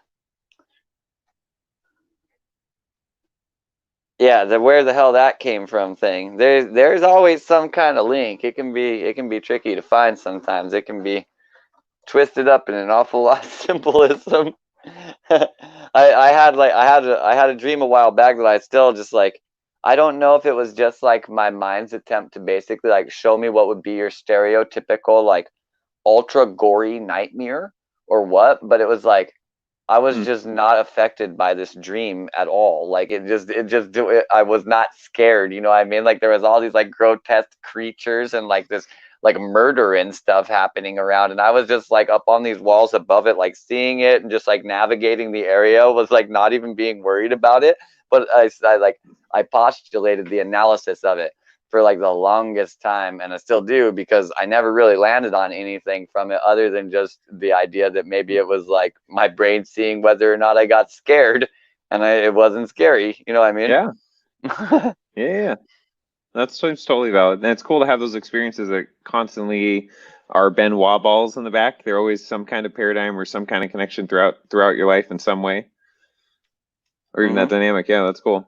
Bob said, I now treat waking life like a dream. Yes, Bob. I think that is reality. Yeah, I've noticed the so much more synchronicity off the charts for sure, dude. Like you start dream analyzing your life. Woo! Yeah, man, dude. Like we just saw, there's several things today. I sent you that one picture, right? Because we were talking about Gordy Rose and the quantum Google computer and them connecting with Cthulhu and all that shit. And I sent him a picture today of a car in front of me, a little like Jesus fish bumper sticker, right? But it had little legs on it and whatever little things on it, but it said Cthulhu in it. And I'm like, no shit, I've never ever even, I didn't know they made those, and it happened to be right in front of me. And I snapped a picture and sent it to Zach. No coincidences, man. And the So whole slug weird. thing, dude. The whole slug thing, that's insane. No Yeah. coincidences. It's interesting too, because like well, I mean, we kind of associated it to these weird feelings that we had just before that, right? And then when I was talking to Heather, she was kind of talking about how she's had this like energetic feeling of just kind of more like, well, what we kind of narrowed it down to It's kind of like a new longitudinal wave kind of settling in. Yeah. But very much so, like a lot of the words that we ended up using, like after I then kind of I randomly brought up the slug thing, just going like, I don't know, maybe you're the missing link somehow, so here's the story, right? And I Right. brought that up, but then we Yeah. realized that we were using like a lot of like sluggy terminology and stuff, like how it was Yeah. like sliding into place, or felt like it was like kind of like a goo sliding over us and stuff. And we were like, Yeah. wait a minute, like this thing is kind of like sluggishly like making its way in. It does feel like that to us. So Yeah. it was kind And of weird with that. it's really interesting because that DMT experience too was like, it's funny. So then we decided to let it go, just not to give energy to it because we didn't really know what it was. Didn't really matter. So that's fine. Put it on a shelf. Well, now we know. So let me dive into it a little more. Reverse Yeah, engineer this a little bit. So like for sure. what I experienced was, I, especially now in hindsight, connecting what it was. So then feeling back into it, especially the meditation, going inside the slug's DNA, having it help to resonate and find harmonic resonance inside my own DNA, just those different dynamics. So now tuning back into it, what it was very much a grid, like a realm, and it was a cross pattern. So both the waves. So whether that's crossing with, so would you say that we operate then in both latitude and longitudinal waves? Is the technology we use is primarily the latitudinal waves? You said, right? I think our personal experience is where these two things actually meet Mm, normally, right? Like where they're in perfect conjugate, basically. And the okay. tuning of our reality is us basically tuning into different parts of that longitudinal wave, which is constantly propagating. This would be like the akasha or the ether or something like Mm, that. And this is constantly propagating. We tune into different spots of that by coming into conjugate with it. So what we really are is actually the point where they come into perfect conjugate, but there's an mm-hmm. interface of longitudinal and latitudinal waves. We're basically a latitudinal wave. That's why we stand upright and we got the vertical chakra system and all this. But that's also why when we go to sleep, we have a tendency to have consciousness experiences where we slip away to other experiences because we actually align ourselves with the longitudinal wave. You know what I mean? Interesting. Yeah, and then that's why sleeping. So you said in your understanding or experience to almost never sleep north to south or south to north. You're always sleeping the other directions. That's the Ayurvedic belief. The Huh. Ayurvedic belief says this. Why and why is that? So What was their reasoning? basically, just because these are kind of more associated with negative things, like they're like death or raising and things like this, like fiery energy. You don't get restful sleep if your head is in the fiery south, right? And Mm-hmm. like this idea of grounding isn't, which would be the north, isn't really like what you want to be doing at sleep, right? So like the west being water and the east being air, this is really like what you're actually trying to do. You're trying to flow through the air while you sleep. And so the feet being where the water is like coming from, and then the head being in the east, the air where your head is going, where you're going to. This kind of puts you in that, like you're flowing in the air, right? Like your water turning into air. And that's really like what the goal of sleep is. And so I mean, and really also then going back, like let's face it, like Ayurveda is based off of texts that come from, well, it's based off of Vedas, right? And these are Mm-hmm. very, very old. So the reason why we believe this right now is primarily because there's just a million construct systems built on top of them. Whether they're true or not, I do not know. But I have noticed definitely effects from sleeping with my head in different positions. I've done a lot of stuff with this, like kind of taken Yeah, yeah, feng yeah. shui to the next level, up to and including like aligning the furniture inside of my bedroom Oh with yeah. basically my natal birth chart. Fuck And yeah, man. like basically purposely Yeah. putting chairs in places that were aligned with major star systems, then basically metaphysically through meditation intention, creating portals in there, and then basically inviting these people to come in and have a seat while I Yeah. was sleeping and share their information with me.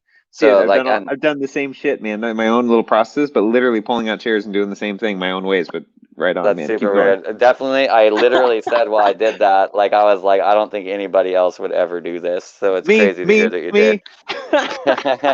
Dude, I've been doing that for a while, man. Beautiful, That's all different ways. Yeah, really cool. I love inviting beings to come when I'm, especially just in my doing my own thing during the day or around fires or by myself, like dancing or singing, like inviting them to be present, pulling out chairs, doing that whole thing. It makes a huge difference, whether it's even a symbol set for a focus of your subconscious to actually have a conscious manifest item. I think that's where all rituals and everything ultimately comes down to. I think trying to, well, there's morphogenic field resonance with rituals that are carried out over time. So just by following the right procedures and whatever, that's why you can't have effect. It's not so much about your faith It's your accuracy to the logistical procedure that taps into a morphogenic field that has power. That's why rituals are done over and over and over, mantras, and carry power throughout time as we know it, and some kind of amplification. But then also just the organic dynamic of being able to do something else. But I totally lost my train of thought. There are so going to nice thing when I lose that, we'll just jump into the comments. There actually are people here with different. Can you bring up Jasmine's comment about her dream before we skip too far past the dream thing? That's exactly what I was going to say. This is really actually like a pretty interesting. Like, did you ever have this analyzed, or did you just kind of like package it away and just move on from it? Because like there's a lot of symbol in there in the sense, and the fact that it caused sleep paralysis really usually insinuates like a deep, more like soul level kind of fear. And just for the sake of anyone listening audio only, so Jasmine says, I have a dream from childhood that actually caused sleep paralysis about pilgrims making me eat turkey. It was a nightmare for me then because I was Jehovah's Witness and didn't celebrate holidays. Please continue. So, I mean, just like the sleep paralysis is why it's already like very interesting, right? What if you haven't done something with it? Any of the ones that are sleep paralysis style things, there's really something in there. The whole idea of pilgrims, these are new people to land, people who are establishing some type of new rule, so some type of new order coming into life, or some type of new format structure. You could talk anything like that. Then the idea of turkey symbolically is like it's known as giveaway medicine, and it's really the idea of, okay, so in Native American, racist term, sorry guys, nevertheless, in Native American animal medicine, this turkey and the giveaway idea is where the whole idea of the potlatch comes from, which is where we actually get the idea of Thanksgiving. But it was really more like what we understand as a potluck now. Like everybody would bring their shit, but everybody would like not just food, they would literally like give away all of their shit, and it was like a big competition to give away the most shit, because it was all about like that was an expression of how you trusted that the universe was going to give you back everything that you needed. And so turkey ends up being like also a symbol of abundance, but kind of in the sense of trusting in abundance to the point that you're willing to actually sacrifice everything because you know so much that it's going to come.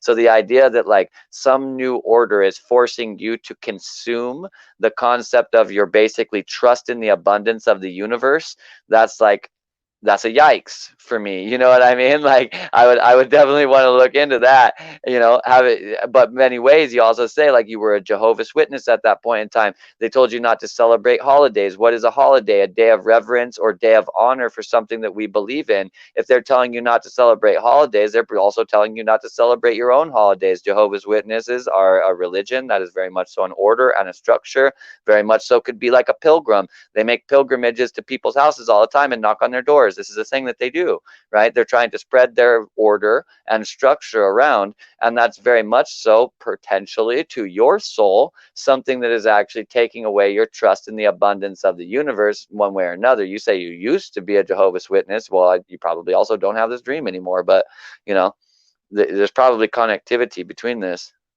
Yeah, and it's interesting the way you made the correlation. So childhood actually causing sleep paralysis, pilgrims making me eat turkey. So even thinking about it on a existential or metaphysical level, so let's say you're in a body, you're in a family that you wasn't necessarily soul family, you're in there and you're in a belief system and a nurture upbringing that is causing you to live a lifestyle even, or teaching you things in this life in ways that are incoherent with, and they're pilgrims in a sense. So you came here, I mean, I guess that's a pilgrim into a body, but if they're not soul family, they're people that are interacting with you in a 3D way. But if they're not understanding your soul resonance, they could be forcing you to eat in the way that they eat, or to consume in the way that they consume, but it's not harmony with your soul.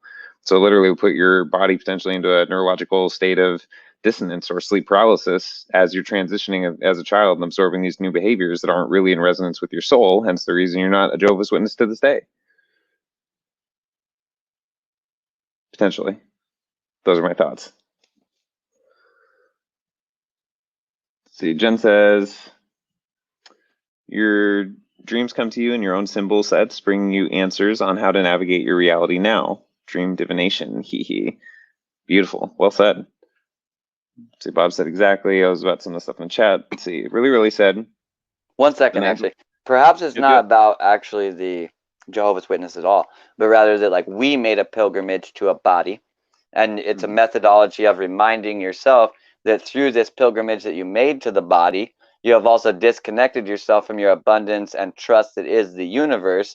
And in a certain way, you are viscerally paralyzed because of that, and it is inhibiting functionally your movement in respect to or relative to what it would be if you were not making the pilgrimage that you're making. So in a sense, you are the pilgrim making yourself eat your own turkey, and you're just reminding yourself of this. Totally. So, and here's the thing, the way I see this, Jasmine, so especially with the fractals on the screen too, it's like Zach and I are finding coherence and trying to find a triangulation of coherence with your dream, with the understandings and meanings and additional symbol sets that you experienced at the time and how they apply to you now. And there's a lot, it's just very fluidic. There's a lot of truth to it. It's really what you derive from it. So even what energies or understandings come to you as we discuss your dream, you may have 100 different interpretations on your own that come to some kind of internal resonance or coherence. So it's always a take the meat, eat, or was it eat the meat, spit out the bones, and that dynamic, right? You find the resonances that find some kind of harmonic resonance or amplification of a resonance inside of you, and that's beautiful. Interacting and getting people's perceptions on different experiences that we've had, because we're tuning into the same energy, just with their own symbol sets and experiences, and trying to find a way to articulate those in ways that cause a coherent conversation. And many times with dreams are, multidimensional too.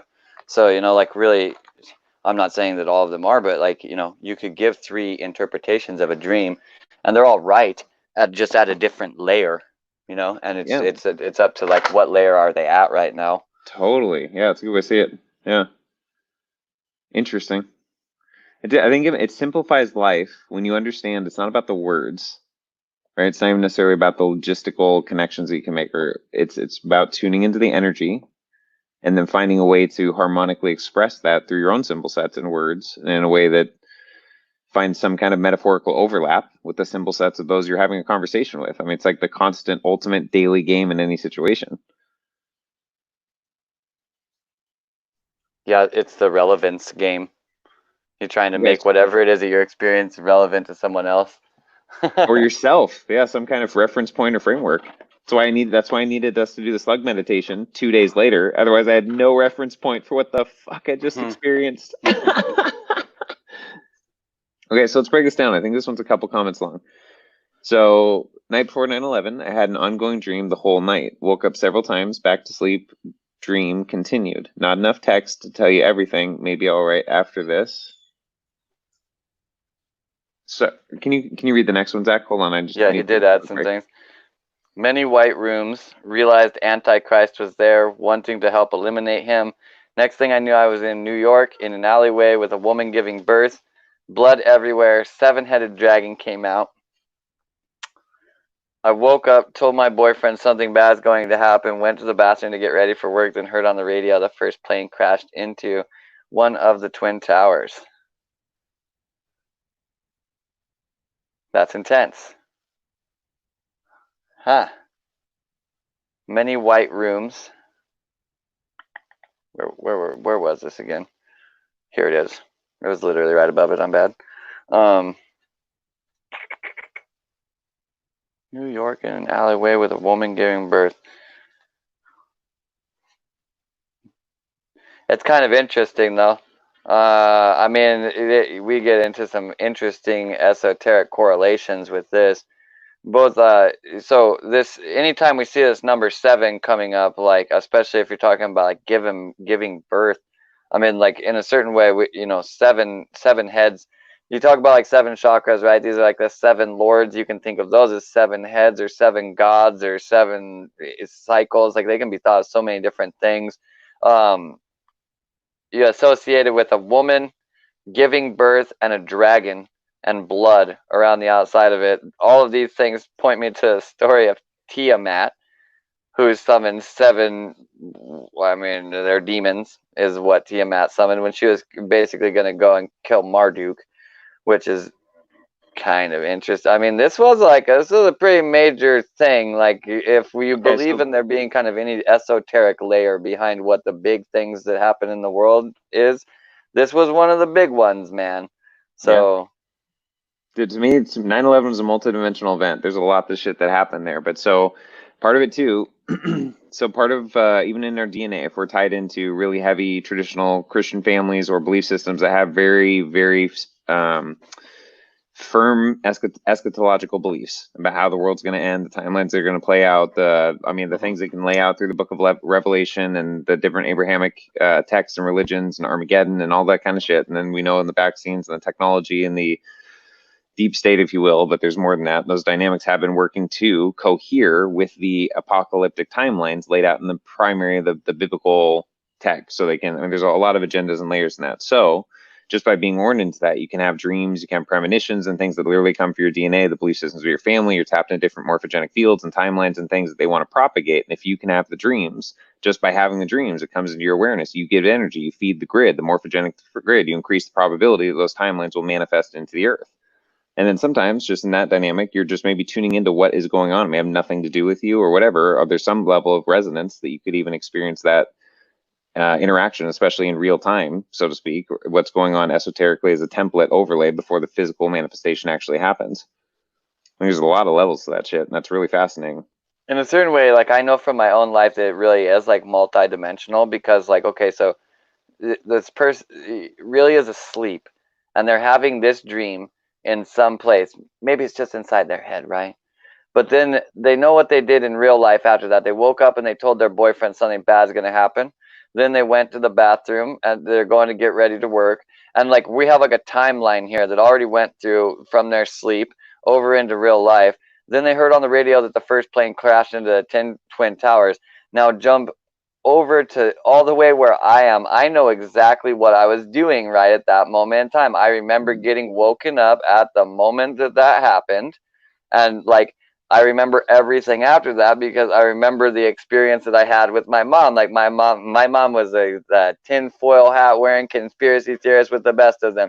Like as soon as this happened, she was like 100%, like she's standing there just sitting here ranting about the government, false flags, all that shit. She's like 100% another fucking plane's gonna hit the building. Da, da, da, da, da, da, da, da, da, and like while she's talking, fucking boom, and I was like, this is fucking crazy right here. Yeah, like, man. my mom looked like Nostradamus, only doing it live. It was pretty ridiculous.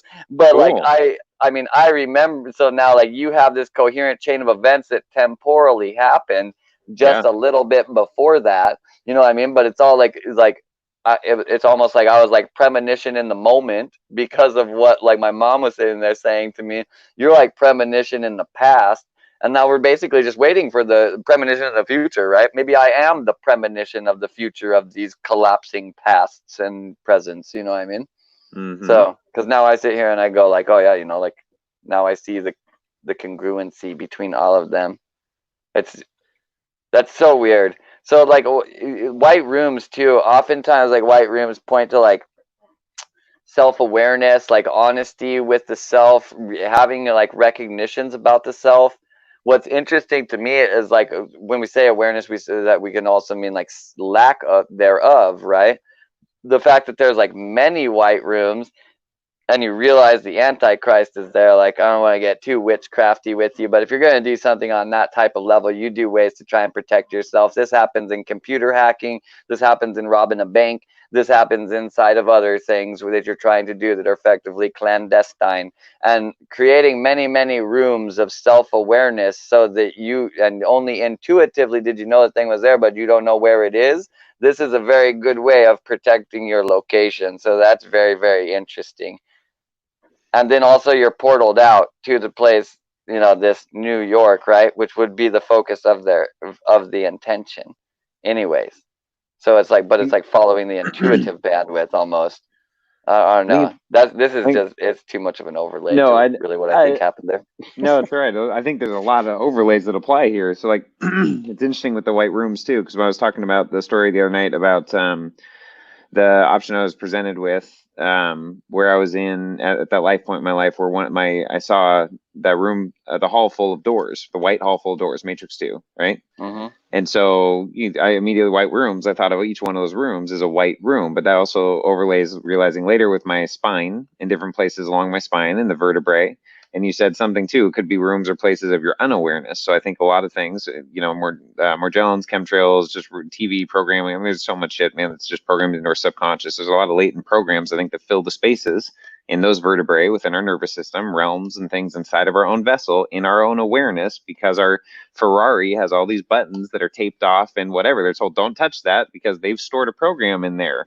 Maybe it's Sure. time to touch that button because it's yours, man. Clean out that room. Yeah. And there's another thing too on like the Antichrist thing. If we want to take like Antichrist symbolically and look at this not as anything like that, you could say that like, okay, so many white rooms, your subconscious is providing you with a symbol that is saying like you're really going to need to look at what you want, what you're doing, where you actually stand. You realize that the Antichrist was there. The Antichrist is basically, but you realize that it was there. Did you? I would ask the question at this point, did you see it or did you just know it was there, right? This would be the kind of the difference. If you saw it and it was actually there, then we would say that like this, okay, so this self-awareness will lead to something that shifts the way that you operate your life. And like basically that has already taken place as a byproduct of are those white rooms, you say there's many, that might be that you have an exceptional amount of self-awareness, or it might be that you don't fucking know where anything is. You know what I mean? It's tough to say. It could be either of those, but nevertheless, this realize the Antichrist was there. You can then, of course, take that two ways. It's either because of the lack of self-awareness or because of the awarenesses that came about that we have this thing that is it's world shifting, right? It brings about an apocalypse, a lifting of the veil. It changes the way that we operate. You wanted to get rid of this thing. This could speak to maybe repression of the change. You're maybe afraid of that kind of change, afraid of what is coming in the future. There probably is some premonition tapped into this. You had a big moment coming in your life in the next, literally in like an hour from now or 30 minutes or however long this was, right? So like you did not want that change. Life as you knew it was maybe already the way that you wanted it, right? Or you didn't want that change because that change was a byproduct of the lack of self-awareness, and the Antichrist that was coming about was going to go down a pathway that you didn't want, so you don't want the Antichrist to carry out his mission, right? So then we're like, next thing, I'm in New York. Well, okay, so New York, maybe you're just tapped into where actually this traumatic experience is going to come from. We can associate it to the 9/11 thing that happens in the next morning. Big traumatic experience for everybody. Literally changed random number generator systems that are in certain places to all fall into coherence. Weird. Maybe there is a collective consciousness anyways. So then you're in an alleyway. Alleyways are like, okay, so we're in some channel of understanding that's not the primary thoroughfare. It's off of the street, right? So it's repressed somewhere in the mind. It's not the direct thing that we think about. It's somewhere off from that, probably subconscious. This speaks towards subconscious. The main thoroughfare, the main avenue would be your conscious mind. These things would be your subconscious mind. And then maybe say, for instance, an alleyway that led to a manhole cover and then you climbed underground. Then we would maybe be looking at unconscious mind or something like that. But you say you're in an alleyway, so this is probably subconscious. Woman giving birth. Obviously, the birthing forth of new ideas comes from this. Obviously, this insinuates generally some, as the normal human psychology at this point in time does, pain, right? Pain with this, but this does not have to be that way. I would like to throw that out right here. If you are having a child and you want that to not be a much better experience, talk to somebody who knows about orgiastic birth. Okay, there is ways to handle your birth that are actually making it a pleasant experience and teaching you how to balance yourself and go through that in the right ways that are not only better for you, but are better for the creation of your child. So if you really care about that, look into somebody who knows shit about that. I certainly don't know anything about that. I'm a man, but I have heard about this, and the results are great from what I've heard. Nevertheless, being a man, I've done a lot of research. It's totally legit. And yeah, orgasmic birth. You can find interviews, YouTube videos, there's good books out there. It's our DNA Skin Suit technology. Continue. I do mean orgasmic birth, not orgiastic birth. That would mean you said having that, like, I'm like, wow, a bunch of babies while having sex. And that's super weird. That's right. Don't do that. Do not do that. Or maybe do. I don't know, but it's weird. I was trying to that's back different. engineer the etymology of that in my head, the way you said it. I'm like, did he just make some connection I wasn't aware of? All right, we'll just see where this goes. Nope, Okay, misspoke. so nevertheless, the woman giving birth, we're bringing something forward, maybe pain, the blood everywhere, insinuates even more so to maybe the pain, like there's traumatic, like normally birds don't necessarily get blood everywhere, like there's blood, of course, but like blood everywhere insinuates it's spattering out, it's causing a wide effect, right? So the new thing that's coming about is having a wide effect. Seven-headed dragon we associate basically with power. I would ask then here again, like this dragon, did it have wings? Did it not have wings? What was the shape of, like, I would ask so many questions about basically what was the dragon. Part of you even asking additional questions to me, you're helping that person tap back into the original energy of that interaction that came out in these symbol sets at the time. Now their conscious minds have gained a lot of information since then. So when you bring up these detailed questions, they're able to tap back into the energy that happened in the linear past, snap a line to the present with all the knowledge they've gained since then and insight and wisdom to themselves and to the world that they grow up in. So now when they can elaborate on these details, it may not have been the detail in the original dream, if you will, but who cares? We're living the walking dream inside and outside of time. So when you bring their attention to a specific item in the dream and then there's an elaboration, aha, there's something there. And that's interesting and that's new and that's relevant to now. Yeah. I would say this speaks towards the new thing that's coming forward, while messy, is going to basically bring about. So when we seven deadly sins, seven virtues, right? Like when we see a seven-headed dragon, we're like seven seals, all these kinds of things, right? Like this. So this dragon is power, and it's coming forth from this event that birthed it into this space. While that was rough, it's bringing about basically a change in the value system in some way, and the value system, because the value system is directly linked in with power. People are in power because they have things that you value, basically, where they have control over things that you value, and you get those positions of power through either leveraging virtues or sins, basically, to get there. So these are integrally linked. So I mean, just like Jesus, the symbolism, though, like, so let me you add wrote a like whole 20 words. Let me add a whole nother layer to that, because I agree with everything you said, right? Just unfolding that as you're articulating it totally. Now here's an additional layer that could be simultaneously true, and this is the way I'm seeing it and coming at this from this facet.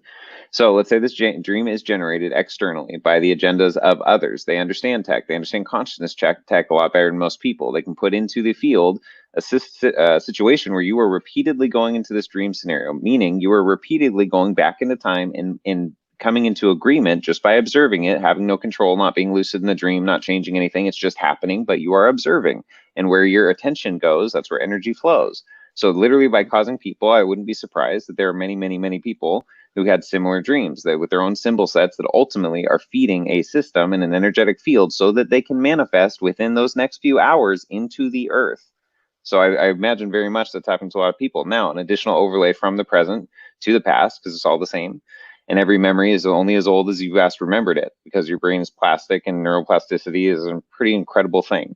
So re-entangling back with the dream, you can go back and clear those timelines. Go back and tune back into it. Be lucid in the dream. How would you change the outcome of the dream? How would you transmute it? So maybe instead of 7 dragons came out, 7, I don't know, bunnies or some other thing, man, whatever. Like create something to even change the energetic engagement with something in the past. Who knows? Maybe if enough of us do that, 9/11 just happens to not be in the history books. Those people didn't die and the world's different. And we don't know why, except we did, because we tuned back into our past and realized that it's also the present. Sure. Yeah. Okay, we got a lot more dreams. Let's keep rolling. There is. I was going to go back to... Let's see, April said, dream's my favorite topic. When I dream and it's in blue tint, similar to the blue tint as the sun is going down and everything assists blue, my dreams come to pass. Huh. That's cool. I haven't, like, so if I'm clear on this, you're saying that when there is this blue tint that you can notice, you know because of that tint that it is actually a premonition? That's what it sounds like, yeah. That's interesting. Like that brings right to me, like the anytime I think about like blue and stuff like this, like I always overlay like everything, the chakra system, like immediately. It's just like a thing that happens in my head. And so like I hear this blue and I'm like, I wonder if it's like a really coherent, like, it's a true communication. Like our mind associates psychologically blue with truth, or with that you will be truthful. This is like known in like marketing. All the companies that use blue on their logo, they want you to think they're telling the truth. They don't want you to do that, right? And it's very calming. Yeah.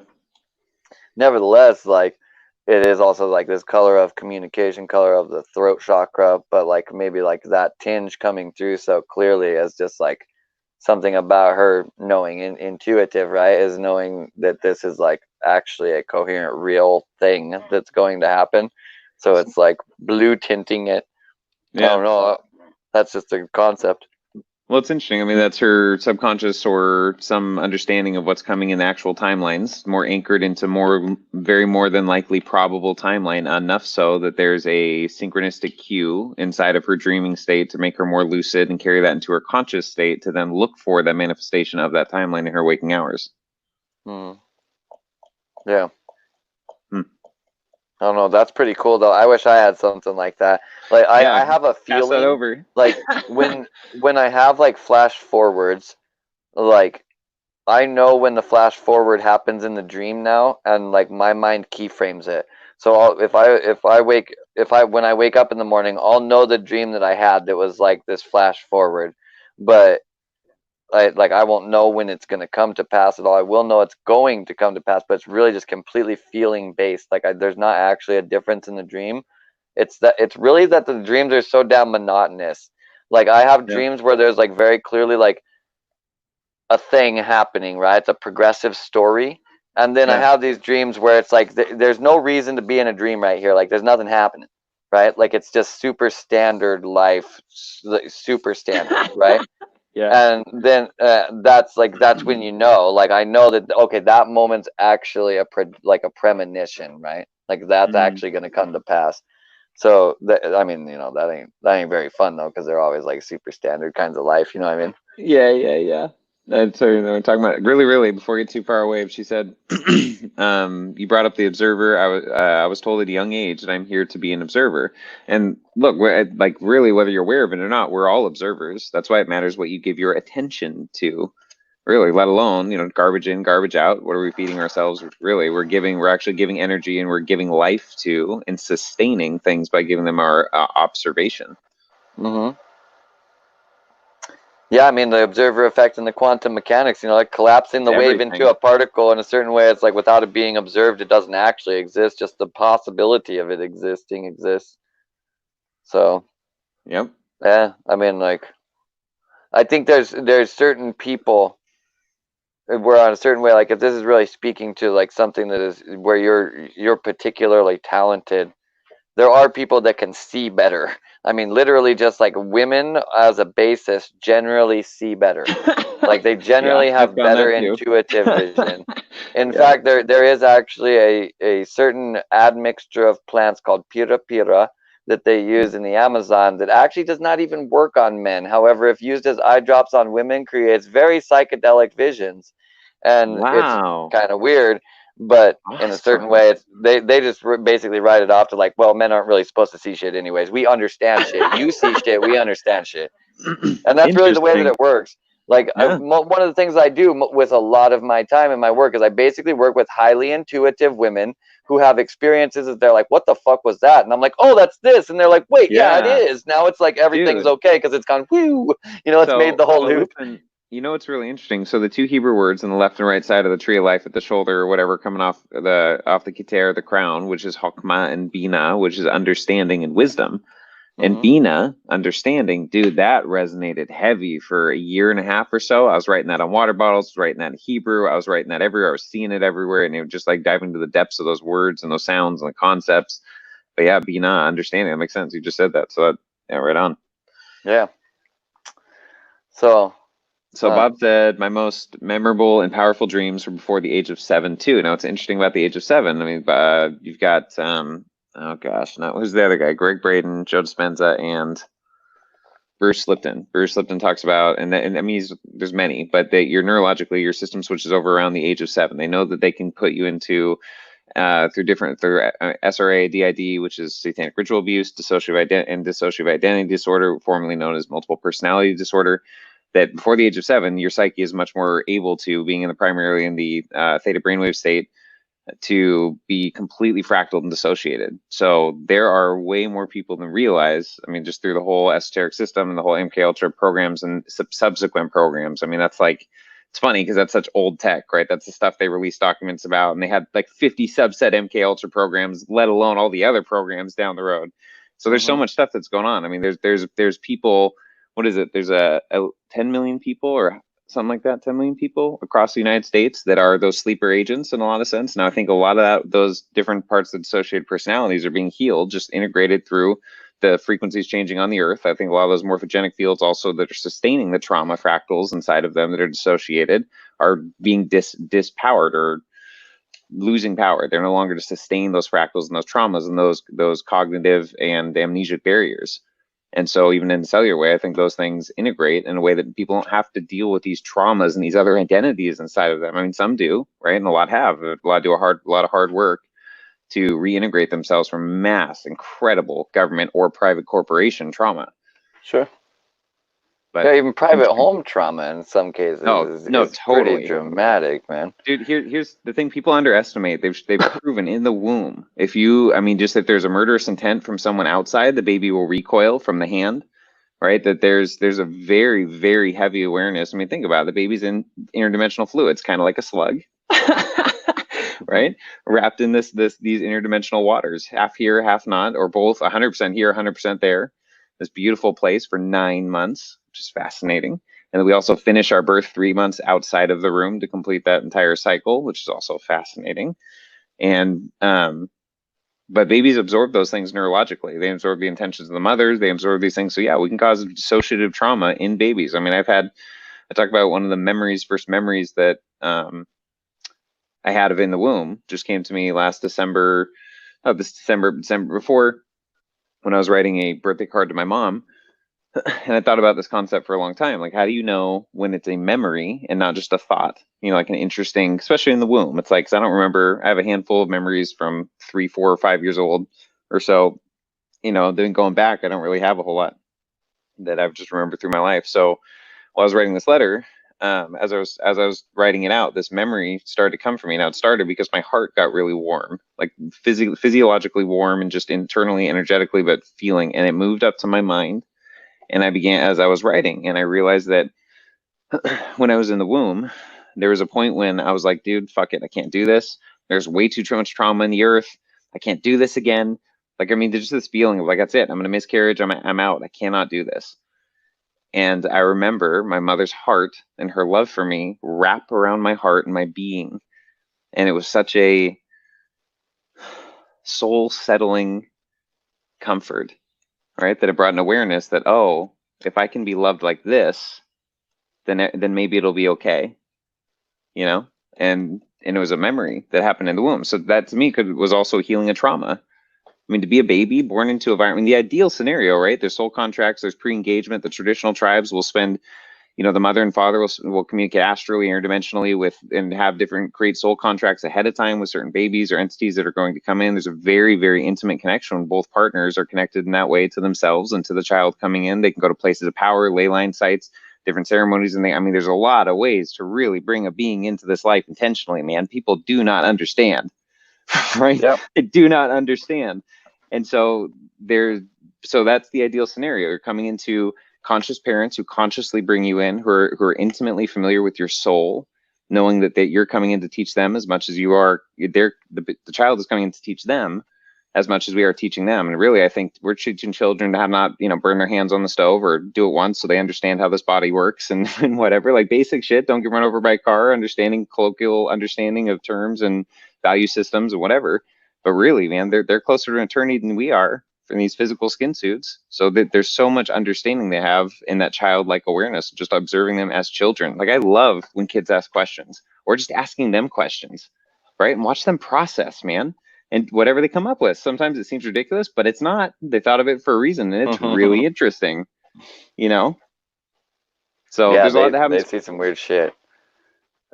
So all that to say, there's a lot that happens before the age of 7. So it makes sense why there's a lot of powerful dreams. And some of my most biggest, I had the year of nightmares, night terrors. I woke up every night screaming and just awful. And I've gone through some of this, some layers of this at different times, but I still feel there's certain things there to recover.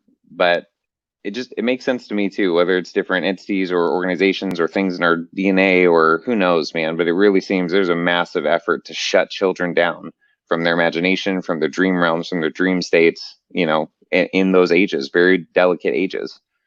Yeah. So There's another point of interest too is like in the kind of yogic system, the yogic bodies, they think that around the age of 7 is when the physical body is like fully solidified.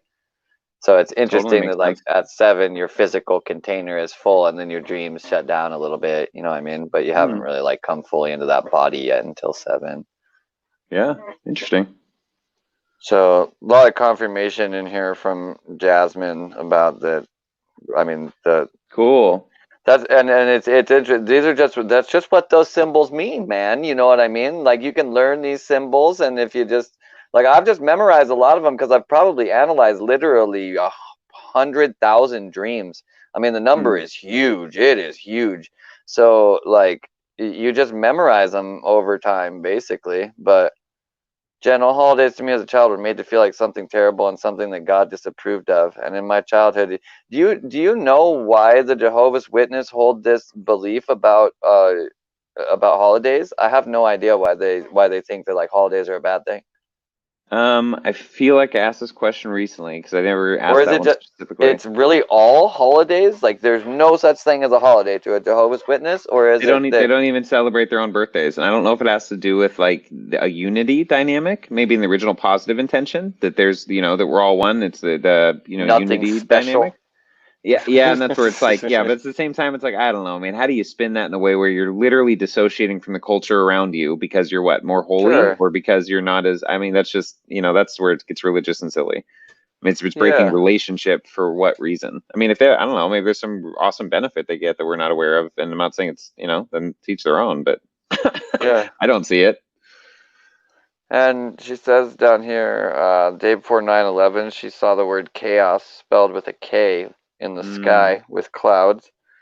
But these guys all do chaos magic. But by the way, if there is some kind of esoteric thing behind this, it's all chaos magic, functionally. Turkey's one of my animals on my totem, actually. I mean, is a really good one to have. Like people, it's funny. Like people always want to have like they want to have the bear totem or the wolf. You know what I mean? But there's a whole bunch of totems that you would like never really think about that are like they're actually probably better. You know what I mean? Like turkeys, probably like bear is strength, right? And like while strength is great and everything, like technically if the universe is always providing for you every single thing that you need, I mean you don't really need a lot of strength. You know what I mean? So an argument could be made inside of that like kind of pantheon. Having a turkey is better than having a bear. You know what I mean? Totally. Well, that's all where how much do you believe you're integrated in those archetypes already? Because if you are, then Sure. find some more better nuanced ones that actually stimulate you in a way that's beyond the generic and like your normal Sunday paper zodiac bullshit. Like actually really explore your chart for yourself. Makes a big difference, let alone going to someone who knows what they're talking about. Yeah, I love seeing things like this. I'm not sure because I wasn't watching live which part you're talking about relating the two together until right now, but like this is the whole reason why I like exploring dreams. Like if you can get a sentence out of someone that starts with a superlative and ends with a superlative because of something that you're just like, look at these, like that was like that was worth it. So that's really cool to me. Let's see, I want to see if there's, because since we're just like on the topic of her, I want to see if there's any more of her in here. Because we're gonna have to do this very strategically because there's a lot of strings of conversation in here. Yeah, Jen providing confirmation to Jasmine and stuff. Oh wait, here we have some more here. Dude, sometimes this scrolls down weird. Bob said, we're going to skip to this one because I just can't follow the whole conversation. My intuition as a kid was definitely strong, and for a while as an adult went away because I suppressed that kind of thinking, but it's slowly been coming back to me. Yeah, that's like intention, like if you do, or intuition, if you don't use it, you lose it. Like, and this is really what my mom taught me at my younger ages. It was like training your intuition is all about just basically giving yourself opportunities to use it. And I went so far as to literally, like, when I was very, very young. Okay, there's a books written by Carlos Castaneda about, books by Carlos Castaneda. Okay, they're all about shamanism, but nevertheless, inside of those, one of the ways that they trained the guy's intuition was by having him walk backwards with his eyes closed through the desert. And so my mom had me. I don't know whether they said backwards in there, but backwards makes more Yeah, sense anyways, because it trains you that, like, your intuition is not in front of your face, right? It's yeah, I love actually that. everywhere. I So love it's that. really better to do it backwards. But like, really, all of this, and then just like, uh, you know, just giving yourself opportunities to use the intuition is really what builds it, because you don't build intuition, you get like access to it more. It's already maximum. There's Yeah. no like building it to So you're happen, increasing, really. so all these different dynamics, ways, I mean, the different ways of using different symbol sets and thought processes or healing body modalities, whatever, all those different ways, you're just increasing bandwidth to yourself. Yeah, that's really what you are. That's You're like, how I yeah, look at yeah, it too. that's it. I mean, it really is like, That thing. that's exactly what I think. Totally. And It's all about how much data can you get in, and also deal with having in, and then also get back out. That, when it's not because just, yeah, it's not just all of these things psychological. will affect your flow, right? Yeah, all of it. If you limit how much can come into the pipe, or you limit how much can get out of the pipe, or the pipe is skinnier, then or the pipe can't hold the pressure that's inside of it, then it can't carry as much. You want to try and make the top as open as possible, the bottom open as possible, and you want the pipe as big as possible and with Yep. the best capacitance. You want It's to be a really literally that superconductor. simple. Yeah, which Yeah, is yeah, which I love that metaphor with we're talking about the CPU is the heart and pouring liquid nitrogen on it. I mean, that's the stillness, the internal place of ever-present negentropic phase conjugative coherence every moment of every day, right? And then that's like what the perfect, it's not bliss, man, that's perfect presence. That's fucking sure. cool, man. Yeah, I mean, bliss is just a word that gets put on it by Dan Winter, really, in Yeah, that space. and You no, know what I that's mean? so true. And he does it, Yeah, and then he does all this science, right? All this beauty, and then he uses the fucking English word bliss, and I'm like, God damn it! Why? Why that one? Come on, yeah, man. it's It's already interesting. tainted. Yeah. Like, find a better one. So Charlotte says she woke up screaming. Let me make sure that there's not another. Hmm, Nope, there's not one before this. This is the beginning. I just woke up diving in. screaming, sat up in bed, seeing bright red bursts. The next morning, I received a phone call telling me a family member had died of a ruptured aorta. That's very, like, these kinds of, I Hmm, mean, just the bright red bursts is, I would say that probably this is just the vision not getting all the way through.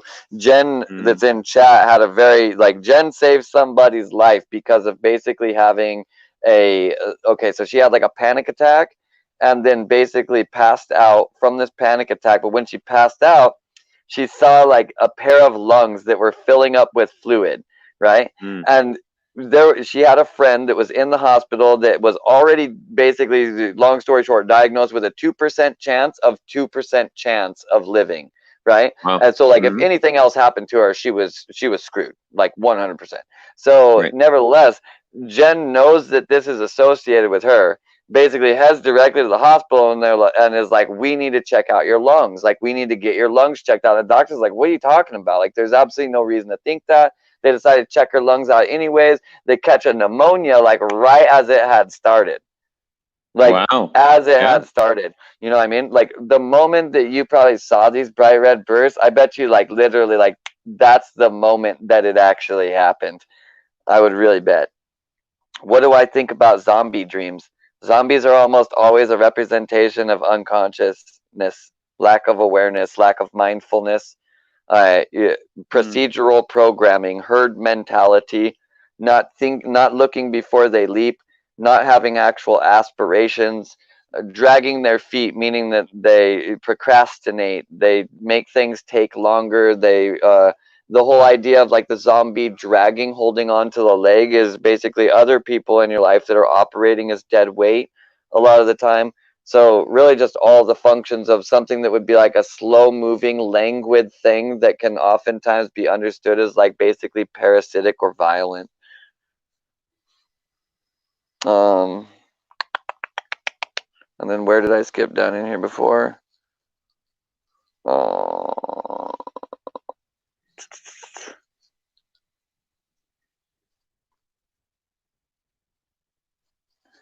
Yeah, so confirmation from kind of like from really in here that knew the Antichrist was there, wanted to help, not cause any harm. They were saying exactly after that. To bring some more information, that the brick walls alleyway was when I knew I was in New York.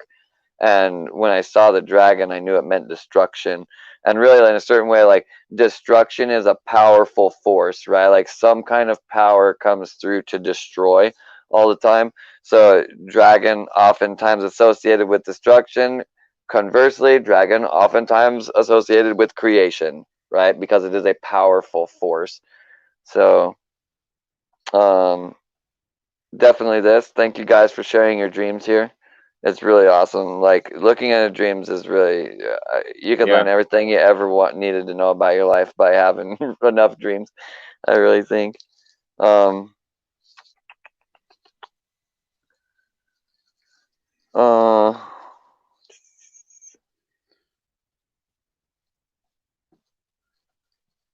do, do, do, do.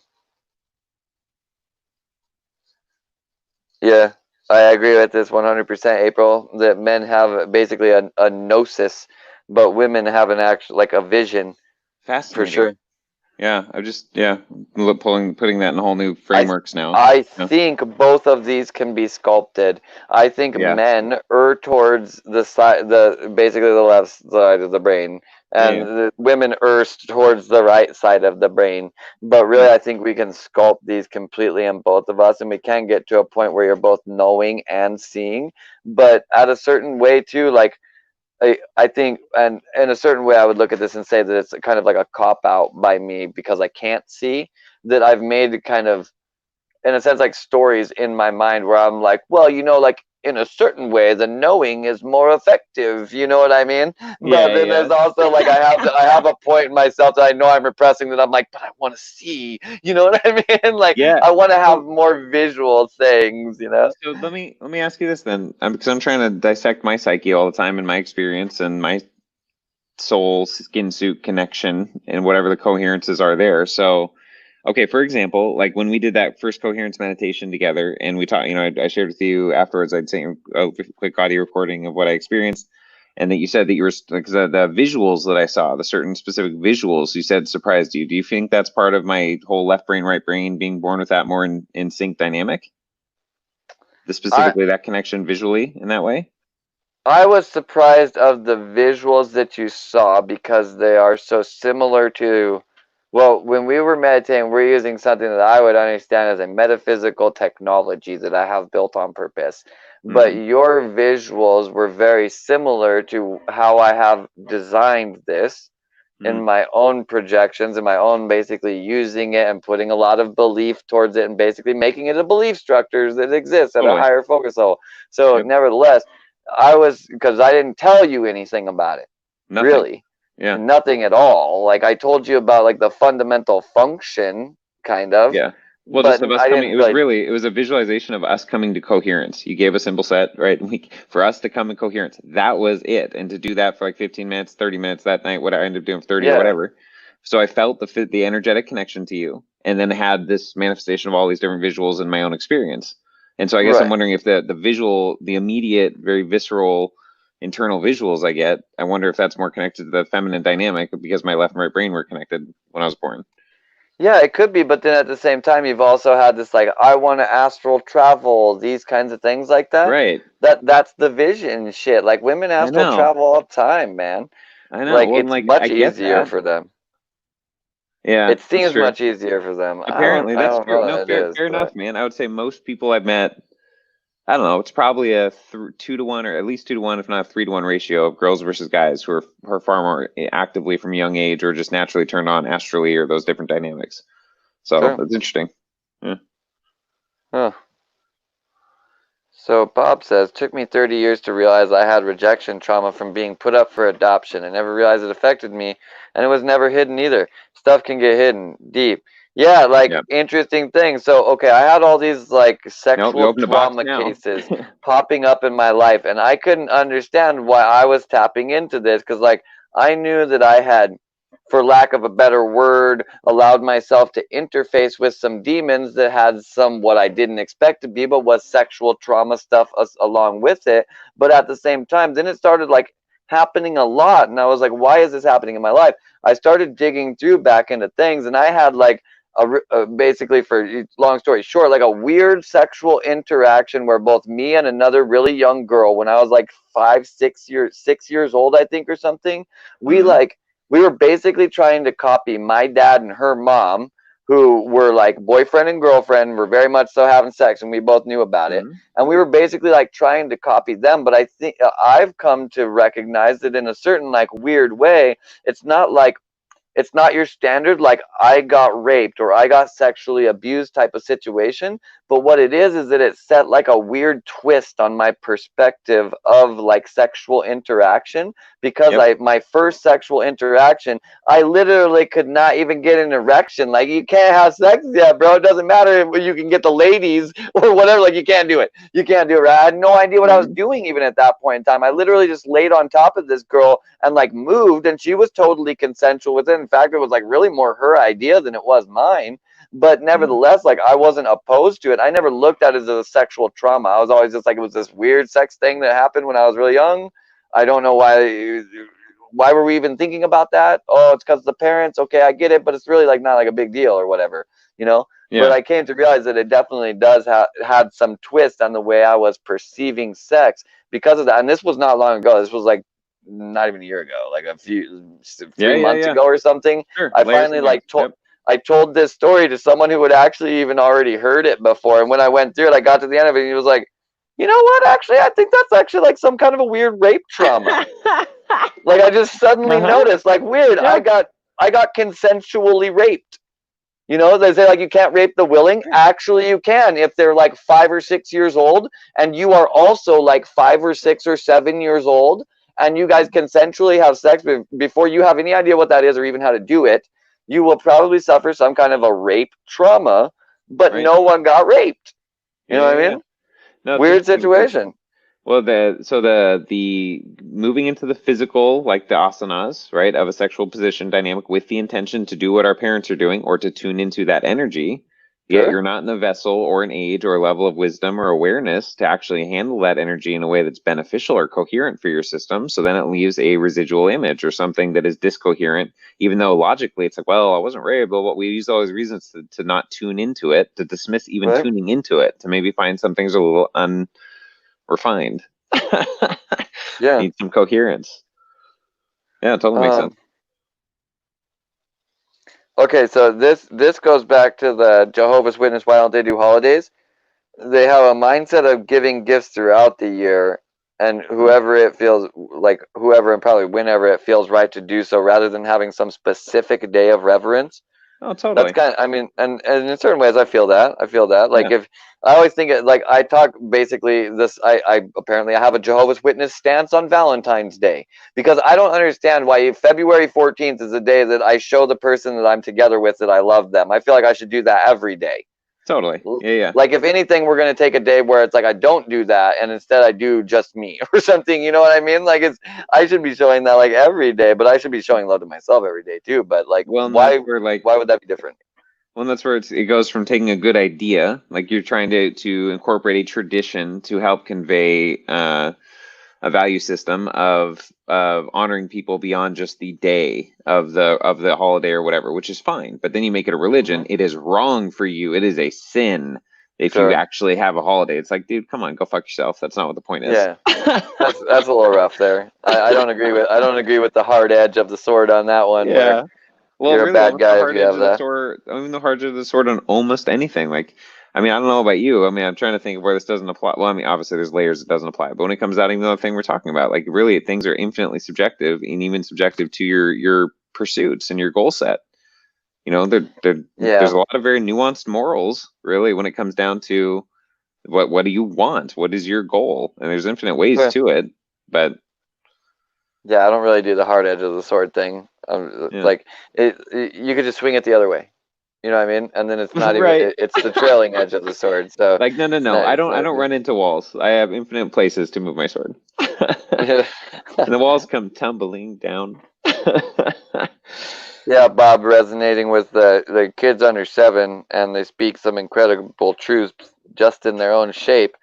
And you'll Yeah. be like, huh, you're kind of right. I haven't thought of it that way. That's the thing. Like they provide an imaginative perspective shift in a certain way. They're Yeah, like a beautiful. little tiny, like very sober dose of psychedelics just because they're like, Yeah. oh, it's like this. And you're like, wait, what? I mean, actually And it because is. and How because think of weird. it, it's not just the age, it's literally their brainwave state. So it allows them to Hmm. tune into more of their soul or carry a different bandwidth of their soul 24/7 if they're normally in that primarily that theta or low alpha state. So they're Hmm. closer to their own connection to eternity. Yet we don't necessarily learn to consciously cultivate what's coming through them. We dismiss it as, Hmm. oh, kids do that, or oh, like whatever, just shit we dismiss from our own. Well, we just don't know. A lot of part we don't know any better, and that's part of the age we're in. We're learning, we're remembering. Yep. This is the best reason ever to move on from something right here. It just simply didn't resonate with me. No doubt. Right there. That's the Yeah, only reason that you need, like no one should ever ask a question beyond that, They're like, that's it. Yeah. why are you doing that? It doesn't resonate with me anymore. Oh, okay. Yeah. All right, that's And the then thing. at the same time, then it becomes one. I mean, that's a true. What we're talking about, it's like, duh, if it doesn't resonate with your essence, your sense of authenticity, whatever, then just move on. No big deal. At the same time, people use that shit as an egoic fucking cover, right? Oh, it doesn't resonate with me. No, it doesn't Mhm. resonate with your ego because you just don't want to do it. I think it resonates Yeah. with you. Yeah. Yeah, this is like this. I agree on intuition of women, not using it, losing it. I used to predict large earthquakes, knew what regions, and also can read pictures of people who have passed and could tell names and details of life. So that's pretty crazy. This like claircognizance like this. Mm-hmm. That's I've been around a lot of people that my whole life. That's very true. And yeah, use it or lose it. I don't know. Use it or it's just always a level of refinement of awareness. Like muscle memory. So those things are there. You can tune back in and develop them in your own ways too. Yeah, it's all about focus right here. This is what all of my training is always about for everybody in a certain way. It's all Yeah. about focus. It's just different formats of it. Like sometimes it's discipline, sometimes it's accountability, sometimes it's attention to detail, things, whatever. But really, at the end of the day, it's all about focusing. And you have major life changes. Maybe that's not the thing to focus on anymore, man. Like you don't got to be all spiritualed out all the time like that. Like Yeah. maybe you like building go-karts and driving them super fast around corners, like fucking sweet. That sounds super fun. You know what I Well, mean? Like, and incorporating, I think finding ways to incorporate the supernatural, if you will, into the natural. So one time I realized early on or years ago in the church that a lot of times your awarenesses, or if the Lord is showing you something in that dynamic, or your spirit or your soul, or having a higher awareness of someone else's life or discernment, or things that are going on. I mean, there are times mm-hmm, when you also feel for whatever the reason, need or dynamic to confront a person in that situation, or some way to actually express what you perceive. But 90% of the time, I feel like that's just for us. It's for us to intercede. It's for us to engage energetically, see if there's a way that we can help bring coherence to whatever timeline may be about to happen in our life, or maybe it's something that'll bring benefit. So a lot of it though is just, I think, for our own awareness to learn to understand that's true about anyone all the time. You could mm-hmm, potentially tap into anyone all the time. Why are you aware of these people in this moment? I think there's more to learn from that dynamic for ourselves than necessarily whether there's some moral obligation of like, now I need to immediately tell them. So anytime, like, unless there's some immediate need or prompt that I know is impertinent to tell them immediately. A lot of times I have dreams or different things about people or situations, and you just chew on it, man. Like I'd process it, I tune into it, I'd let it. There's a reason I'm aware of it, and then if it's supposed to come up, it usually comes up in conversation, totally organically, naturally. So there's not a certainly. burden on myself where it can be. I think with people, especially in the light worker communities or whatever, you have the gift. There's a burden that you must do this and this and this every time you have this perception, and I think a lot of that's bullshit, man. You got to tune Yeah. into whatever resonates with your authenticity. It's your fucking gift. Yeah, I was saying somewhere, maybe it was on IG Live earlier today, that basically like you got to get the word can't out of your vocabulary. But like Yeah, no doubt. I have to do that is just basically like it's like the other side of can't, because I have to do that is basically I Obligation, can't not do it. You know right? what I Yeah, mean? no doubt. So it's the thing. It's the same thing. Like that's you Yeah, want to do that on some level. Like it's yeah. based off of all these other identities and da da da da. But really, like can't. I don't know. You can't jump to Mars, but you also aren't gonna try. You know what I mean? So yeah. Relative. I'm glad that chance. you're tuning back in. Personally, I'm glad that you're tuning back in. I think it's very worthwhile stuff. And I think probably the curveballs that are coming are literally just like part of tuning it back into the right frequency, really. So when you feel like you don't have the option to choose what to believe, it's a form of depriving our free will and freedom to think for ourselves. To me, that was wrong about that religion. I couldn't agree with this more.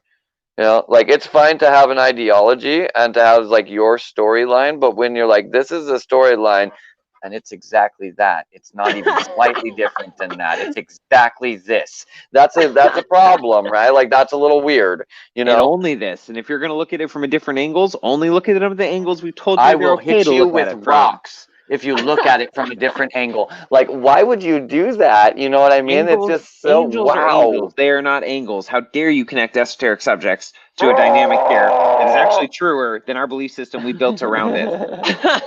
It's so weird. Like, why? I mean, just it's weird too because, Here's like, why. especially with some of them, like Christianity, right? It's very much so. In certain parts of it, it's about acceptance, it's about coherence, it's about like Jesus hung out with all the people, right? Like all of this stuff like that. They were all walks of life, etc. And then very much so inside of there, they start getting like staunch with you have to be this. It's like, dude, Jesus didn't have to be anything. Like, why do I have to be specifically this? I Right. can't go hang out with a leper, basically, but it was fine for Jesus to do it. Like, So it's interesting. Inside the church, there's, like I said, there's 44,000 denominations, man. So there's all sorts of different like spin-offs and flows of spirit, if you will, within a Christian paradigmic construct that they use. But they're definitely communicating new layers of truth to the earth and to people, even within that construct. Just the tiered layers of people step up to gain their own expansion outside of a construct altogether. And so, but even in there, they were learning the difference of, Christ in you, you in Christ, that whole dynamic. But also, let's see, hold on, let me see what she's saying. Things wrong about religion. Realizing that a lot of people will use the Ten Commandments and things to the modern day or make really rigid structures within a belief system. It's really out of a fear. They feel like they need to control at a soft level, even if they're good-hearted people, whatever. They need to have this sense of control, or the Bible itself as a form of control, that even if you're not walking a path that's in alignment with what ultimately is the question, your own belief systems as they resonate with your walk, as it resonates with the belief system as you see it or as your pastor sees it.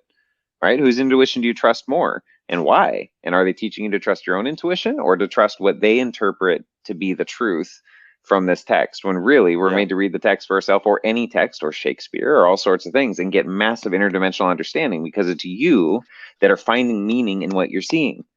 You are doing it. It doesn't matter. That's why I got so much shit out of Sex in the City, because I chose to submit to do that to connect to my wife, and we did. It was able to make all sorts of inside jokes for the whole duration of our marriage about the show. But to me, it was teaching layers of psychology and human behavior, and I mean, not just with her and her engagement with it. When she found, funny and not, that was always a fascinating dialogue to just watch and observe and learn and just see her own nuances, but the characters in the show and just all those dynamics. So really, man, you are the placebo. You are the one you've been waiting for. Really, you make meaning out of everything. There's nothing that has meaning except for the meaning that you give it. Yeah, I definitely agree with that. Seems that meaning ends up being kind of an average of the things that we think about, too. Because we start to normalize into like, this is what I have perceived of reality, so these are the things that mean something, right? But really, like, what if your perception completely changed of reality entirely?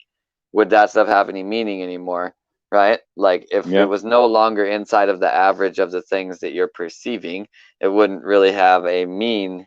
You know what I mean? Totally, absolutely.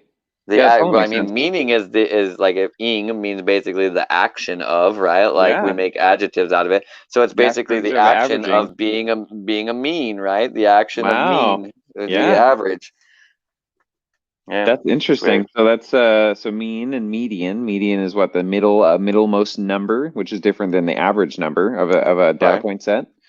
Yeah. And then if mean derives meaning, we have to have contrast to be able to balance in our own perception what place of value and meaning this should have within our symbol sets of awareness. Sure. Yeah. This is why you need 3 instead, because like if you only have a 2-point system, you don't have a median. You know what I mean? Yeah. Like Okay. that third point actually ends up being the center because it's a median between the 2 points.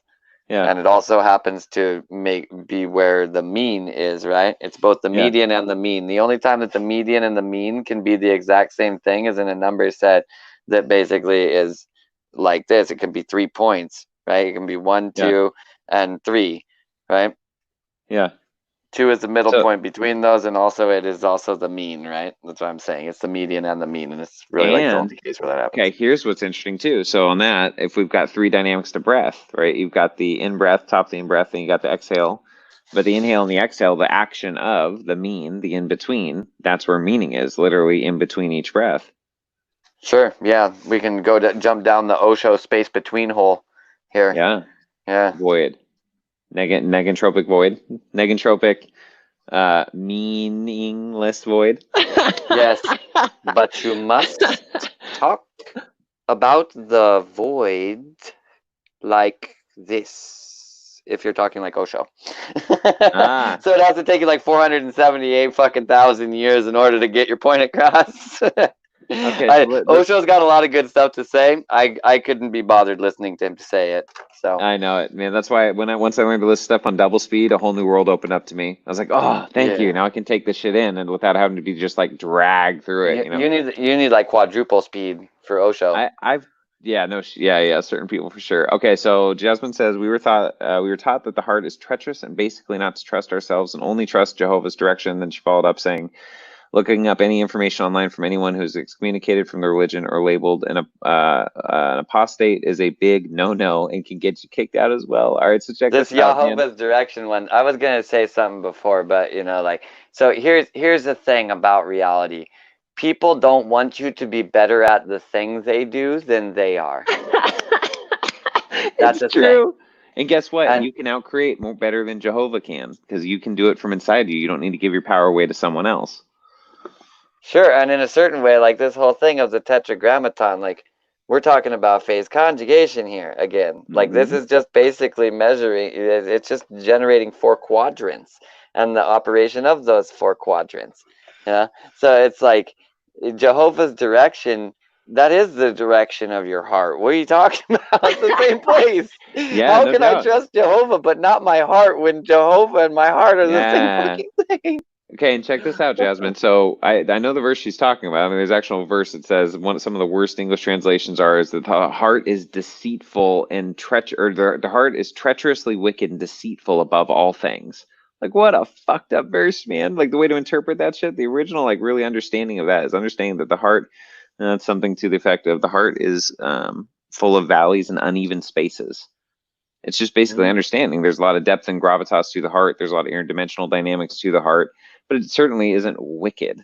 But that's the way they have to interpret those texts to keep us in a construct that because Adam fell and we're from Adam, that we're doomed to hell unless we have a savior. And there's metaphorical truth to all of that, man. Unless you learn to raise your kundalini, right, to actually master or come into balance and harmony with the lower chakras, your root issues, the traumas, and the sacral and the creative energies. This is way beyond sex. It's creative, all those things, and the ego and the solar plexus, all those dynamics. I mean, you want a fully active system, a fully active nervous system, fully active energetic system, and that is being Christ-like. Demon, or the day and the moon, daemon. I think 7 breaks this down really well, but the lower chakras being demonic when you're run reactively from all those base instincts and you're not actually engaging your heart or even your right brain or cognitive presence. You're living from reaction. That's demonic, or that's base, or the lower chakras are all that whole dynamic. So yeah, wholeness, man. That's just shit the way the church does that. Yeah, it's very weird. Very, Yeah. very weird. I don't know. It's like the heart's the only one actually worth following. I mean, we talked about this one night where about the idea that like if your mind's activated but it's not guided by your heart, it's like one of the biggest traps, right? Like you don't want an activated third eye with no fucking heart guidance. That's what we diagnose as schizophrenia in modern psychology. Basically, that's schizophrenia right there, and it can be a lot more than that too. Like, I mean, it can lead to all kinds of psychological catastrophes, basically, really. Yeah, so we got another dream one here from Bob Tacular. Bob says, don't remember the dream itself, but woke with a poem, felt like it was being told to me. The end or change you seek is coming soon, all because you risked the moon. Any thoughts? My primary thought about it is actually a question. How do you feel about snakes? Ooh, we'll wait until you answer that, Bob. That's an important question. Let's see. So May Rose, it said, good night, falling asleep, getting late my time zone. Good night, Maya Rose. Good night. Thank you for being here. Come back tomorrow. Let's see. Let's see. Said absolutely, really, really said absolutely. Maya Rose said, love to you all. Heart. Bob Tucker. Night, Maya. Love to you, Maya. Love you, Maya. Sleep Bye, well, bye, bye, bye, Maya. bye. Hope you sleep Bye, good. bye, bye. Yes, sir, and definitely how I feel and have been taking my power back. Yeah, fuck yeah, man. Good for you. Nice. Good night, That's what I like Maya. to hear. I like how everybody's saying good night to the illusion. I like this in this chat. Yeah. On dream interpretations, you might need to need a call-in show. Dude, we could do that'd be fun. The two of us just drive on dreams and shit. I mean, I could totally mark it like a night where we basically, it's dream interpretation. Like we all, you know, Yeah, always, totally, man. a day of Do dreaming. it. Yeah. Okay, Really intense. Jasmine, I was raised Mormon and the rules were pretty insane. It took truth and following my heart that allowed me to break free. Happy or free from that today. Psychedelics can really help with that too. Get out of religious constructs. Sometimes one DMT trip, sometimes you throw your religion in the trash, but you know, to each their own. Focus 27 and above. Bye bye. So Bob Tacular, so let's That's the one from before. That's the one from before. Let's dive into we're that. We're waiting to see how he feels about snakes. Yeah, come on, Bob. Here we go. Interested. He feels interested about snakes with question mark. I've never had a strong feeling to them, but have never been afraid of them. Yeah, so I'm not afraid of them is kind of like the primary thing with that. So I'm gonna let you roll with that, and I'll be in the chat. So this language twisting thing, I get a whole lot of these like noetic messages through basically rhymes like that. I mean, we can pick apart the thing very much so, like picking apart the rhyme, but I think it's very interesting more to note and kind of like to observe your own personal power that in a very way, in my own personal beliefs, you're very much so tapped into a high dimensionality of consciousness that likes to speak through rhyme. And it does carry quite truthful messages, in my own experience, a little more truthful than I would have actually liked, because I've had some really interesting ones that led to literally years of expansion. Like, I've ridden on a serpent through an endless sea of thought. I traveled here to find out who I am and realized all that matters is who I'm not. Like, that one was really, I think that one's still expressing, you know. And then another one, every win is a loss, every loss is a win, everything that you got will be gone with the wind. Like, this is another one of those. So these things, they generally have just such massive multidimensional meaning to them. Mentioning like the idea of risking the moon. So we have to dig into like what is risk. What can the moon really stand for? Moon is oftentimes a projection of the feminine, but it's really actually more like emotions. So the end is coming soon.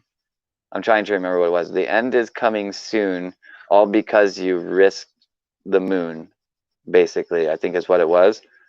So, I mean, when we do allow our emotions to come into jeopardy, oftentimes it will lead to the end of something, whether it be through basically like a relationship breaking or through your own personal apotheosis, or coming to, you know, like apotheosis means like basically coming to God, but coming to a greater understanding of things really would be what I would mean with that. Like, it's, I mean, this, yeah. So the risking of the moon, I think, is really the big thing in there. The other parts is a little bit more straightforward, and the end change, like same thing, right? Like end is the beginning, is the end is the beginning, kind of thing going on.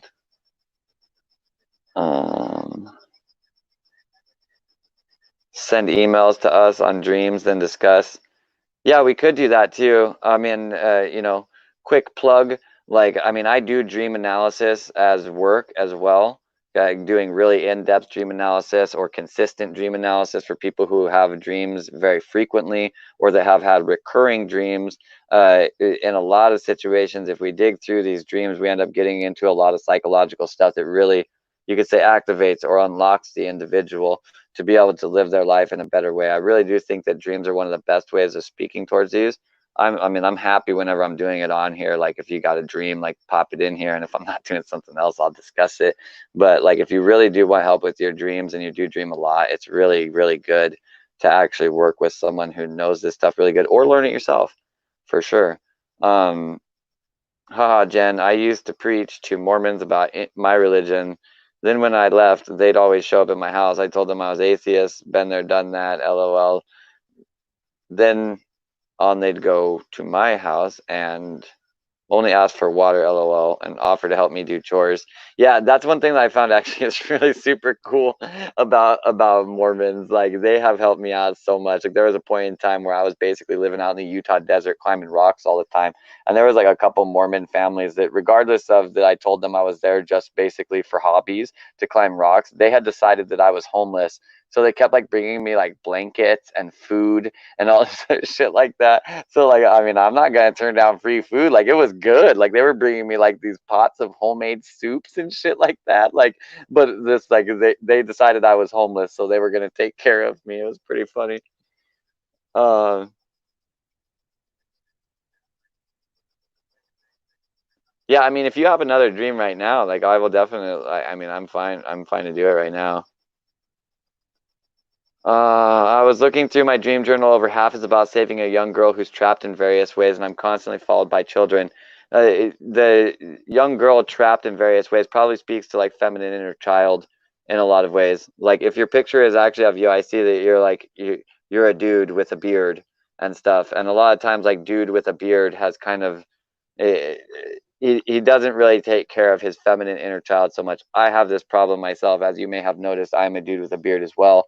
I came to realize not only like a year and a half ago, not even a year and a half ago, it was July of last year, coming up on a year now, that basically like, well, metaphorically, just speaking direct to the symbols that I had left my feminine inner child at like 16 years old in the wall at my mom's house because I was like so pissed off at one point in time, just like kind of projected it into there and made choices in my life where I just like I didn't want to have to support that version of myself anymore. So I just basically had bailed on it. So um yeah, it's hard to tell when they're involved in detail. Yeah, like a lot of times it really takes really digging into this. And if we're doing it like when I work with people, not only do I just have them like write me their dreams, but oftentimes we'll like go walking back through their dreams because there is a lot of different focusing methodologies that allow a person to actually kind of re-remember their dream even when they don't think that they had it, if they have enough keyframes in between it. And we can basically then do kind of the same process that quantum healing hypnosis therapy does to walk through a past life regression, just it doesn't have to be as deep of a state because we're not getting into like the unconscious mind in order to do it. We're actually kind of doing it in the conscious mind, so it's much easier to get into. Yeah, we've had 5-hour podcasts before. LOL, just saying there's always space for you. Yeah, we basically like usually keep going until it's just, I don't know, I guess like usually I get tired. That's usually the reason that I think it stops. So what can you do though? Um, yeah, if you guys have any more though, like I'm not tired yet. So I'm sure Aaron will be back sometime. Yeah, I love that reconnection you've had with your child self. Yeah. Then you get a phase conjugated with a 6'6" child. Yeah, in a certain way, very much so. Aaron is helping me remember what it's like to be more childlike. As you may have noticed from our streams, I have a tendency to be more logical and serious, and I kind of like tend towards the practical answer. And well, in other words, basically, Aaron has a much better sculpted inner child than I do, is what I'm kind of saying by this.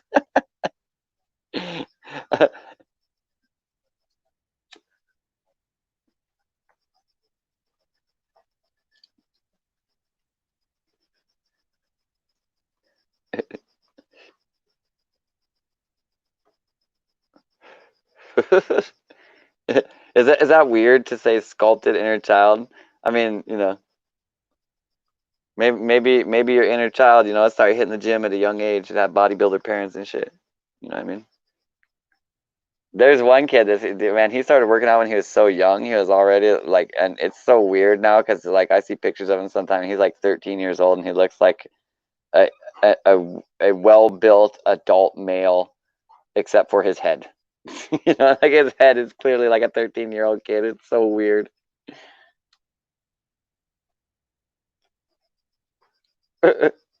Chisel it instead of dig it. Yeah, it's funny, that kid I'm talking about, he's gonna have like no inner child whatsoever because he spent his entire childhood hitting the gym. Like he probably just the discipline of that and all these things. It's not really like childlike play so much. You know what I mean? He's probably going to be just a super determined individual, able to get anything done. Oh damn, we get one of April's dreams. Nice.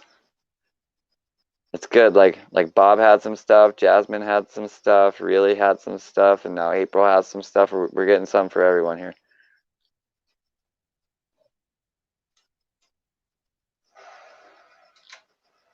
All right, we'll do the speed analysis. 5 years old, no religious exposure. In my bedroom, there was a representation of the good and light me and a bad dark me coming out of my closet. In front of me, those light dark images were battling over me. I had a loving upbringing. Yeah, I think this is more like if you've read the story of two wolves, or as basically like one of my maestros like to say, that you have two snakes inside of yourself, but you have to choose which one to feed. There is basically a battleground going on inside of you. Like you being good or you being bad is a choice that you make based off of the things that you choose to consume, and everything that you choose to consume feeds one of the two snakes.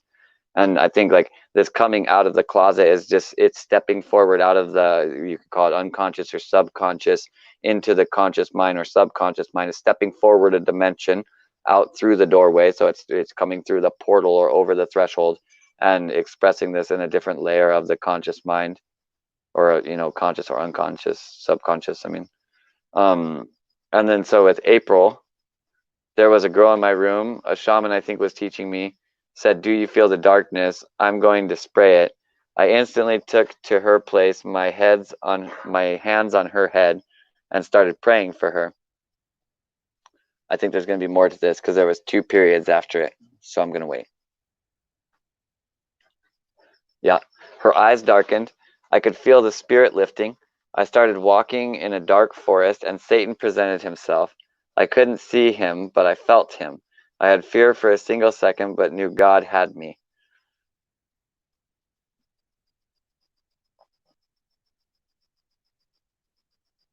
That's interesting, especially now because you have ended up moving towards shamanism, but you haven't then stepped away from God because of that. I mean, maybe it has adjusted for you, but still, when I talk to you, we do talk about God and stuff. So like that part of you is still there. So it's as though you've kind of like found some resolution to basically these two spaces of this shaman being in kind of the darkness and the God being in kind of the light. Dark forest generally represents like oftentimes like unconscious mind, but or subconscious mind, but also generally that it's muddled. Like the idea that there's the darkness generally insinuates unknowns, voids, stuff we can't see. Forest, the trees block the way, so vision is limited. Satan presenting himself, I mean, this idea that like the bad is there with the good still, you know what I mean?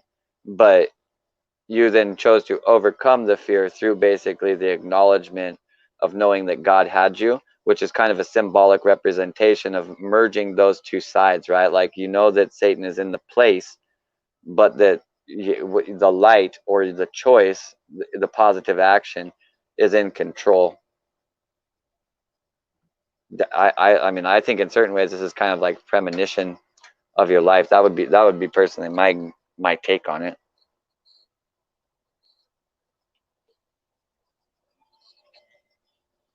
Yeah, and like Aaron's saying, with the 2 snakes, 2 dragons, 2 wolves, etc. Like, I mean, Cain and Abel are in certain ways this. Like, really, kind of like any twinning story is almost this. Like, there's so many places inside of this. But like he's saying, each original people seems to have a similar but unique symbol set conveying the same energetic truths and templates.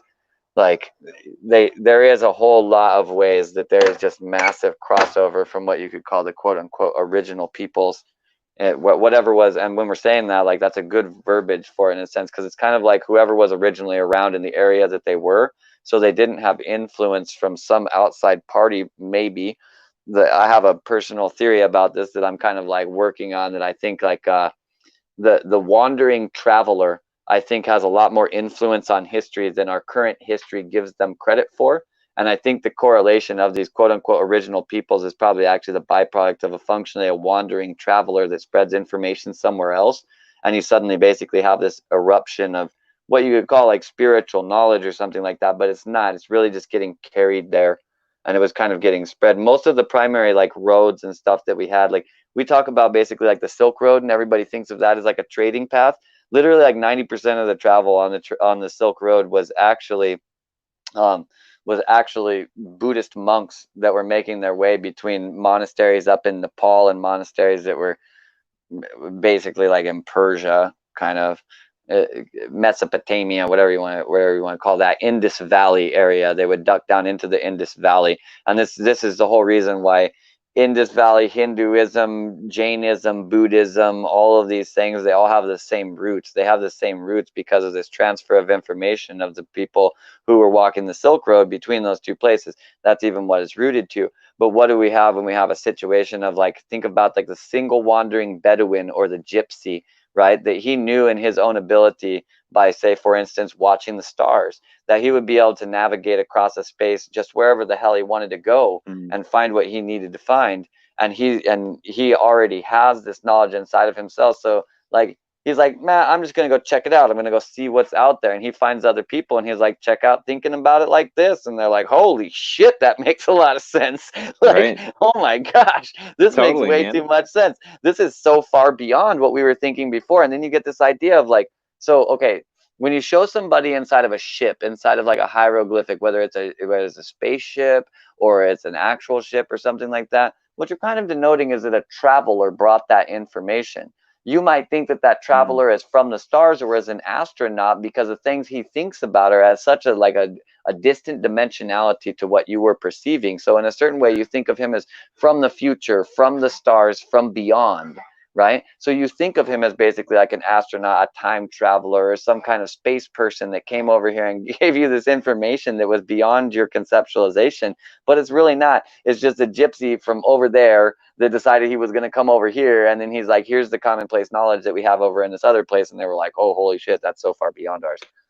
So check this out. So the original peoples, right, talk about their story of when the pilgrims are coming to America, that the shamans saw weeks in advance, right? Interdimensionally, they saw these vessels coming, but they had no way to articulate or create an overlapping metaphor for the ones who weren't schizophrenics, right? The ones who didn't have that gift to understand or comprehend what he knew was coming. So he saw for weeks at a time where he'd bring them out there to look. And it wasn't until the ships like landed on shore, people got out, that they even saw the ships physically existed. It might have been offshore or whatever. But the point was it took like two or 3 weeks for it to even seep into their conscious awareness to conceive of what was physically happening in front of their eyes. Fascinating. So the other dynamic too, I wanted to say, April, with so dream we were talking about here. So you could feel the spirit lifting, started walking in the dark forest, Satan presented himself. I couldn't see him, but I felt him. I had fear for a single second, but knew that God had me. Interesting. So another layer of that that would resonate with. So those moments of confronting an adversary, Hasatan, right? So even a lot of this recent DMT interdimensional moment with the slug, right? Consciousness recently. Okay, dude, if I didn't know I was gonna live, like, I know GNO, gnosis, internal gnosis, and no, like my ego's convinced of it too now. It just is. I'm gonna live for like 350 years. If I didn't have that deep knowing in this situation, I would have been terrified for my life, right? But I'm like, okay, I'm not gonna die, but there's a good chance here if I don't get some kind of control over my vessel, that this could be much more traumatic than it needs to be, and it's already pretty bad. So in that moment,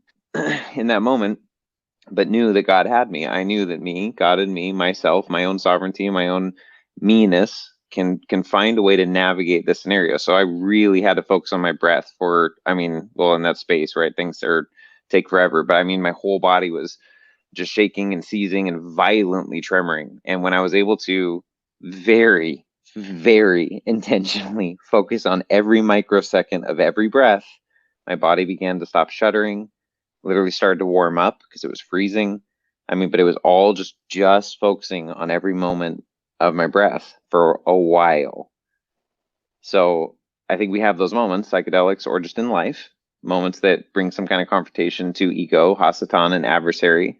But the more you know who you are, the more you have your victories in life. You've seen spirit come through. You've seen these things happen in your life when you've positioned yourself internally and in physical action in a certain way in authenticity, whatever that means to you, that you know, God, you have you. You're on your path from glory to glory. Right? And it's just a matter of in between those glorious moments, how many beautiful gems and treasures do you find along the way? Because that's ultimately up to us. What are we putting our awareness in? Are we always just looking for the next big event? Or are we finding the treasures in between the big events? Because they're always coming for us. That's the time we live in. You know? Yeah, the seeking for the next big event leads to missing a lot of wonderful moments, I find. Totally. Like even in my marriage, right? Because I knew that was going to end eventually. But I the last like 3-4 years was the most internally joyfully beautiful time of my life, and not connecting with anyone, right? It was so within, and I cherished that time so much. I knew this kind of time was coming, these types of interactions and just being out there in this way. So I knew those timelines were coming. So I super valued. I mean, I made those 4 years into like decades and decades of value in my own life, beautifully. Sure. So it's really just focus awareness. So my own dynamic, I saw myself in these life circumstances for the foreseeable future. A lot of that dependent on her response or her ability to process her own traumas and issues. And if I can hold space while she's doing that, then we could have coherent timelines that would progress forward in 3D linear time. Now that didn't happen, and doesn't matter. I wasn't holding on to an expectation. It took two of us, right, in that dynamic. But what I could do in the meantime, before the clarity of that reality manifested, and now we're split and divorced, and so I didn't know. All I could do in the meantime was focus on me, right? You got to do you. You can't make someone else do their inner work. So those opportunities when you're stuck in those circumstances are tremendously beautiful opportunities to connect to yourself until the right time for that dissolution of that soul contract. And ideally it'd be a conscious uncoupling, but those are kind of hard to come by. It takes a lot of hard work, man. Yeah, man, I'm still kind of like, I can tell that concept, the conscious uncoupling, like you know how like some concepts you see them and you're like, yep, that sounds like the right thing to do, but like it's just really, it just doesn't go in your brain yet. You know what I mean? Mm-hmm. In a certain way, like that one, like it just didn't lodge itself in contemplation. You know what I mean? And it's interesting to me that it didn't lodge itself in contemplation, because I remember when I first heard it, I was like, huh, that like totally fucking makes sense. You know what I mean? Like, So why did I not think about that before? So do you think that's just like egoic subconscious or shadow subconscious subroutines kind of kicking that out of the Benoit balls? Like, no, we don't need to think about that. We got other things to focus on. Yeah, it's religion again. You know what I mean? That Mm. thought came in, and the religion that's already inside of my brain went like, no, we don't do that here. Yeah, totally. You know what I mean? Yeah. 100%, man. It's coming in. Like, I'm gonna put it in there. You know what I Yeah. mean? I know I'm gonna put it in there. But the guys that were already in there were like, no, we don't have your kind here. But You're right. actually, we're gonna have their kind here. Totally. And that's where the conscious awareness of what's going on inside of you subconsciously, so that things aren't being kicked out that you actually consciously do want in. Interesting. So Bob said, okay, Bob Tacular says, monks, another dream popped up. I was a male child monk with 15 to 20 or so more like me, all chained in a warehouse sweatshop / sweatshop. We each had a small clay bowl with a number and a color. Okay, there's more to that one, I think. Yeah, you're right. Yeah, my color was orange. I've forgotten the number. The captors looked like Indiana Jones, and when it came time to take mine, I broke free, grabbed the bowl, and swung on a rope through the wall. This is definitely like this, we have this personal power metaphor in there at the end. Mm-hmm. Like, we say when it came chakra. time to take mine, you did, like, your bowl was setting somewhere else, but then you grabbed the orange bowl, and when it was time to grab your orange bowl, had the bowl been filled with something before you grabbed it? Would be interesting to know.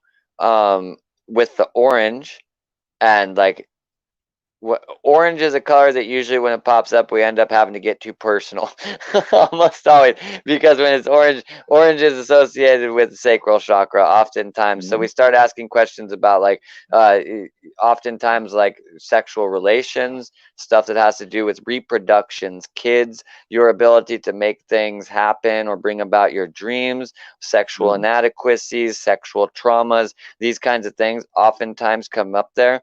But it could also be that, I mean, we could just go very level of like reproduction, right? And so Totally. that, and like when it came to take your reproduction of what was being offered to you by the Indiana Jones like captors, you decided that you were not interested in having a reproduction of basically the same bowl that everyone else got. So you grabbed the bowl because you saw some value in it, probably, that there would be no other reason to take the bowl, and then swung on a rope through the wall. The rope thread, I mean, like this could oftentimes be symbolic of like making some kind of new connection, or that even possible that there's some kind of attachment, like you swung on a rope. This means the rope is attached above. And when we just had this previous dream, like the idea of that I knew God had me, the rope connecting to the top, the idea of being tethered to above is really kind of functionally the same metaphor as knowing God had me, right? Like I have a connection to above, a thread and an attachment that I can trust on to give me the power to basically escape and get through the wall, right? So but the above is not necessarily like actually God. It can be belief in my ability to overcome the situation, belief that my knowledge is vast enough, that my intuition is vast enough, that I'm strong enough, whatever, just something above us where we're able to place our power and basically say, I can rise above this because I am connected to something that is already above this, pretty much. So the captors looked like Indiana Jones. Well, Indiana Jones is a treasure hunter. So these guys, your captors could have been the guys that were keeping your treasure. You know what I mean? They had stolen your treasure and they were keeping you enslaved. You know what I mean? Like these kinds all kind of tie together to the taking the personal freedom back, the even being captive, but then also that like, you know, the real treasure is basically like the personal liberation. So there's a few more Especially details for a here. monk. So he says 15 to 20. He's talking about, well, sounds like a little too many, or feels like a little too many. Maybe they're 9 or 12. Well, that's interesting because those are great numbers. But he also says, so it was in my lap and we were producing or guarding something in it, the bowl. Orange was what was being filled into the bowl. Okay, so orange was the color of the thing filling it. Yeah.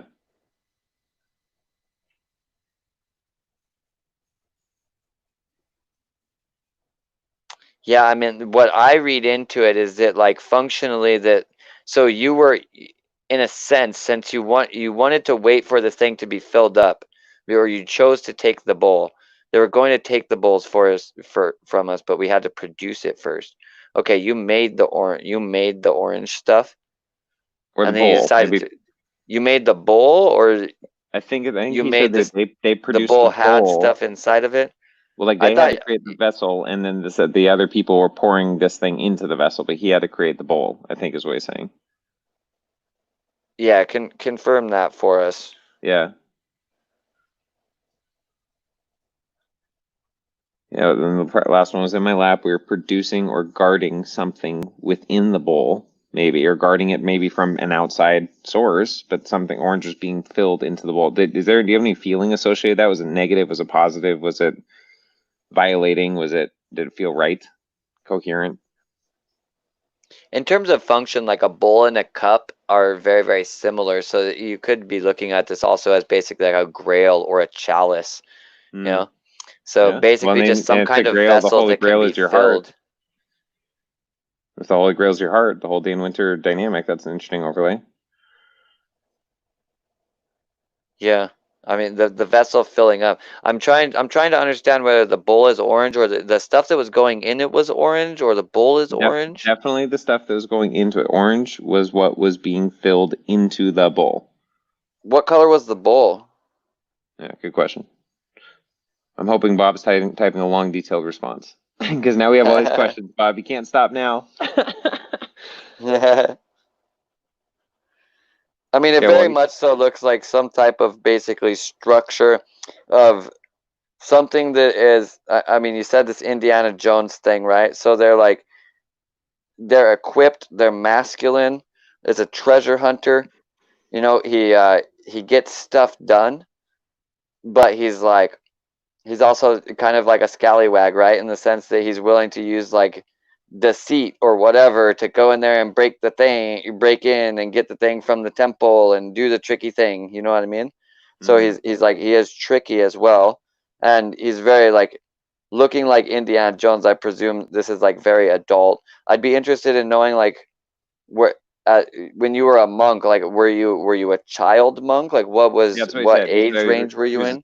yeah, he said child monk, so somewhere before 12, I imagine. Okay, he added info here, so it was unclear. Felt like the bowl was numbered and contained a color, like I was a guardian of those two things. They wanted to take those, but we had to put our power or ourselves into it.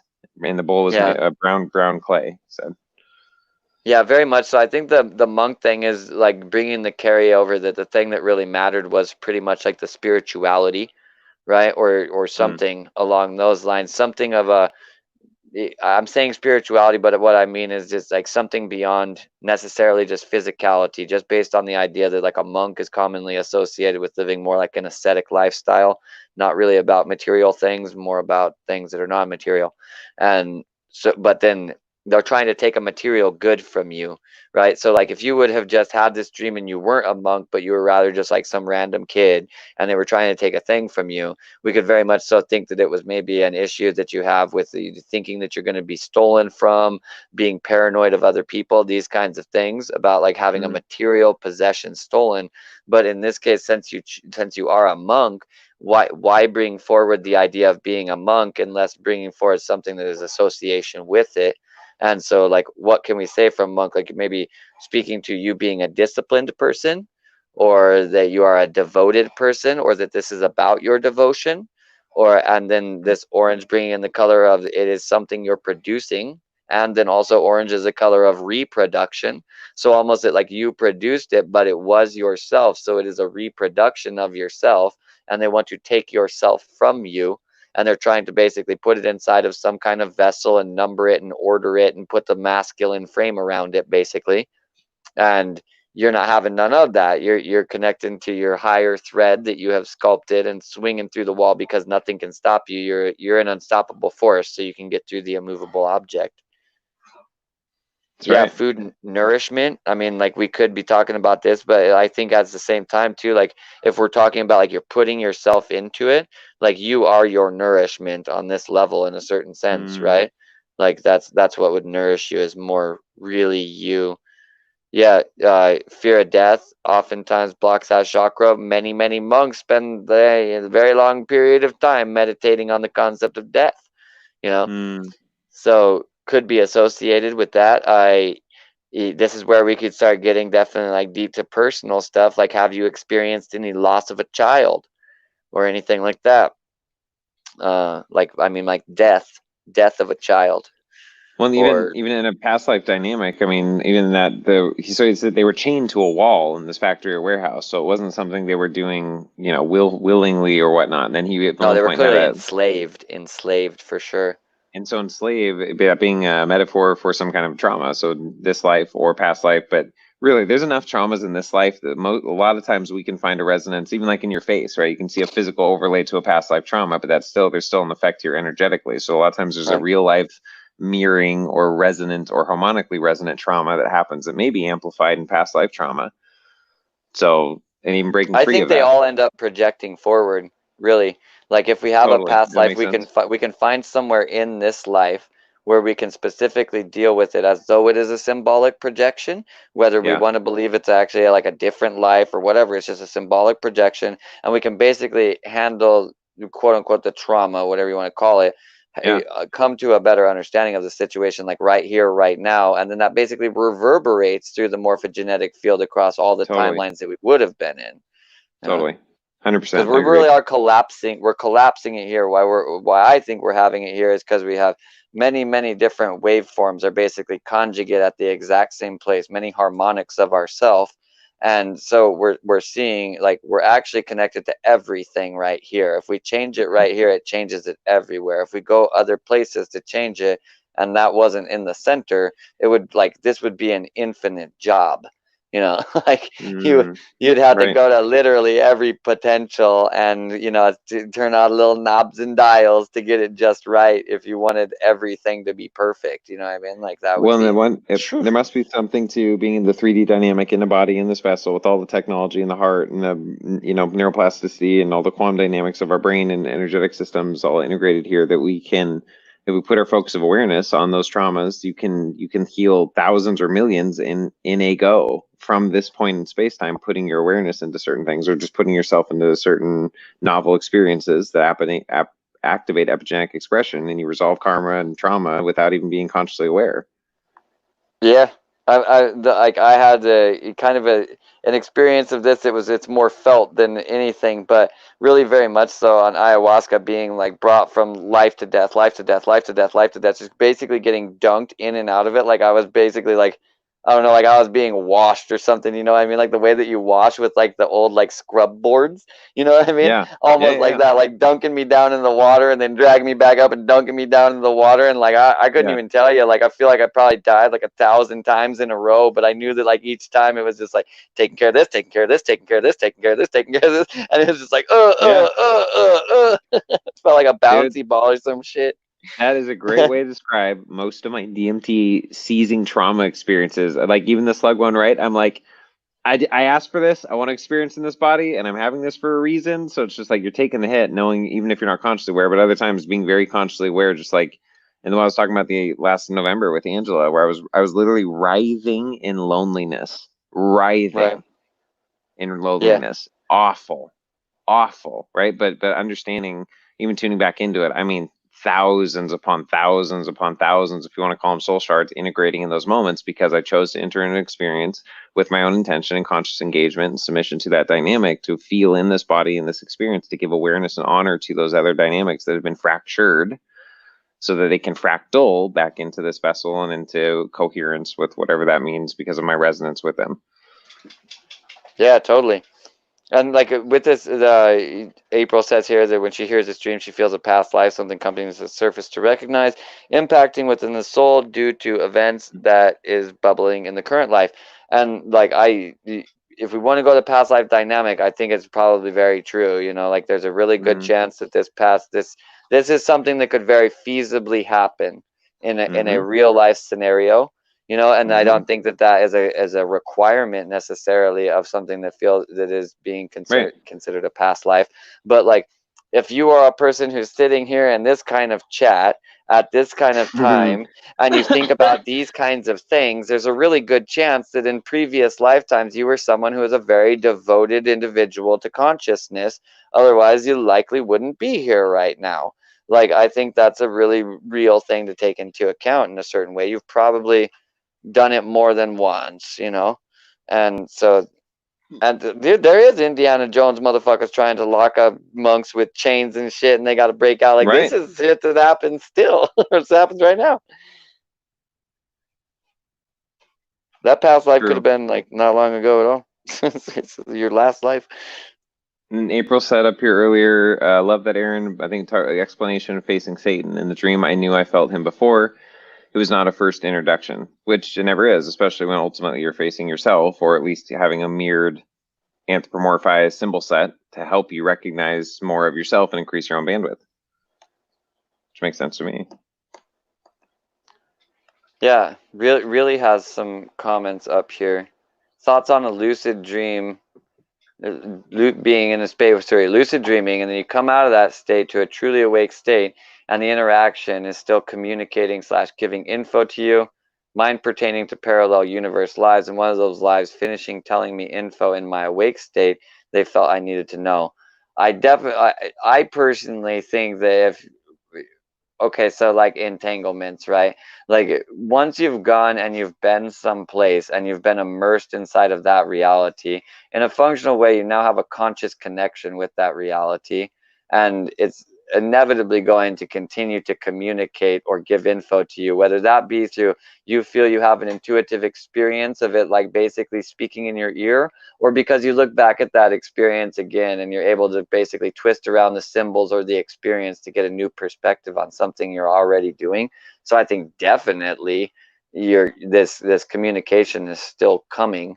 I realize, like, I think we're a receiver that basically just sits here and parses incoming communications, like, honestly. So Totally. And then putting it through our own. I mean, that's why everyone's so infinitely nuanced, because it's interpreted or energetically interpreted and finds coherence within the uniqueness of the coherence of our psyche, our physiology, and our interdimensionality, I guess. You know, I heard yeah, a statement. somewhere in there, Well, I heard somewhere in there it. it finds it.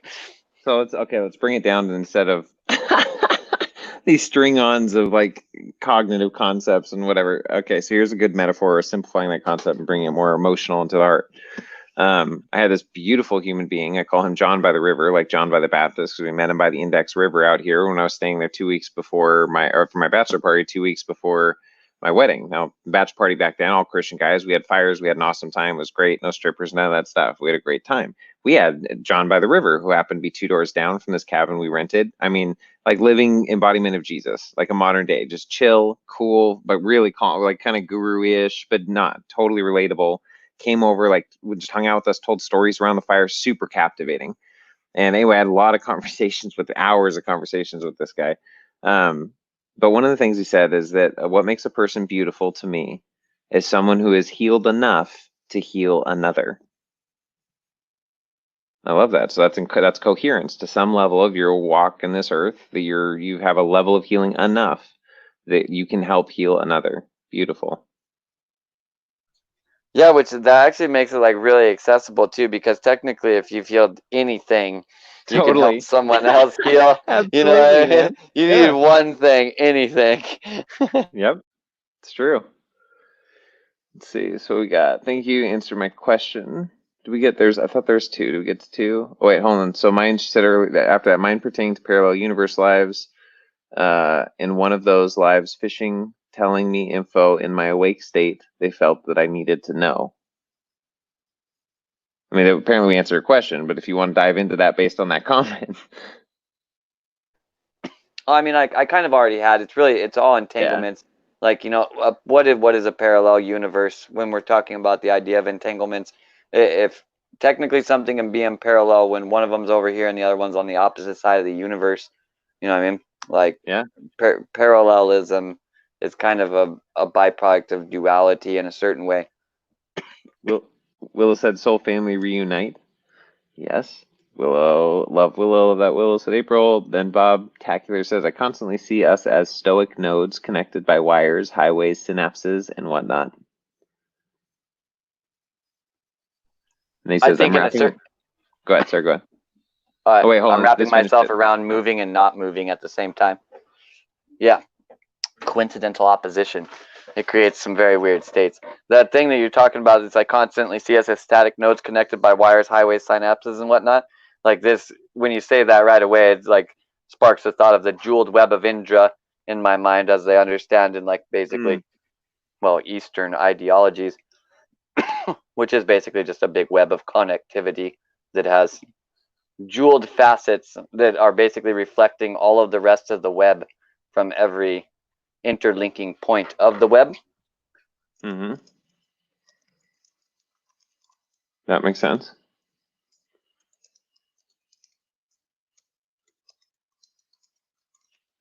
Let's see. Bob Tacular says Indra, exactly. Yeah, the old jeweled web. The spider medicine. That's a fun one. Talk about spider medicine, actually. I'm curious your insights on that. Because I know dynamics, but grandmother spider is one of the original people traditions too. It's an interesting dynamic, but yeah, go. Sure. Fire away. Spiders are really all about like the webs, right? The weaver. They put things together and they make connections. Pretty much, spider people are generally like if someone takes like really really good notes, they they have spider medicine. They're not sure yet. Maybe Interesting. Yeah. spider people like to do that, and they like to plan. Like they'll like to write like to-do lists like crazy. You know what I mean? Because they like to Yeah. have this everything like very nicely sculpted out and ordered, and these kinds of things. But on another level, like beyond that, you know, at the highest level, spider is like a very strong creator, because where like maybe the snake creates the void space pretty much by, you know, snake creates a circle, creates void space, right? But the stuff that happens inside of that, very much so, this is where the spider kind of builds its web. You get this carryover inside Native American tradition with the idea of a dream catcher and how Yeah. they do that. Like they take some kind of circular thing and then they take the sinew and web it in between there. This is kind of the same thing that I'm talking about right here. Like you know, the snake might create the space, but the spider very much so creates, weaves the dreams. It's a dream weaver, right? Like that's how you make things happen.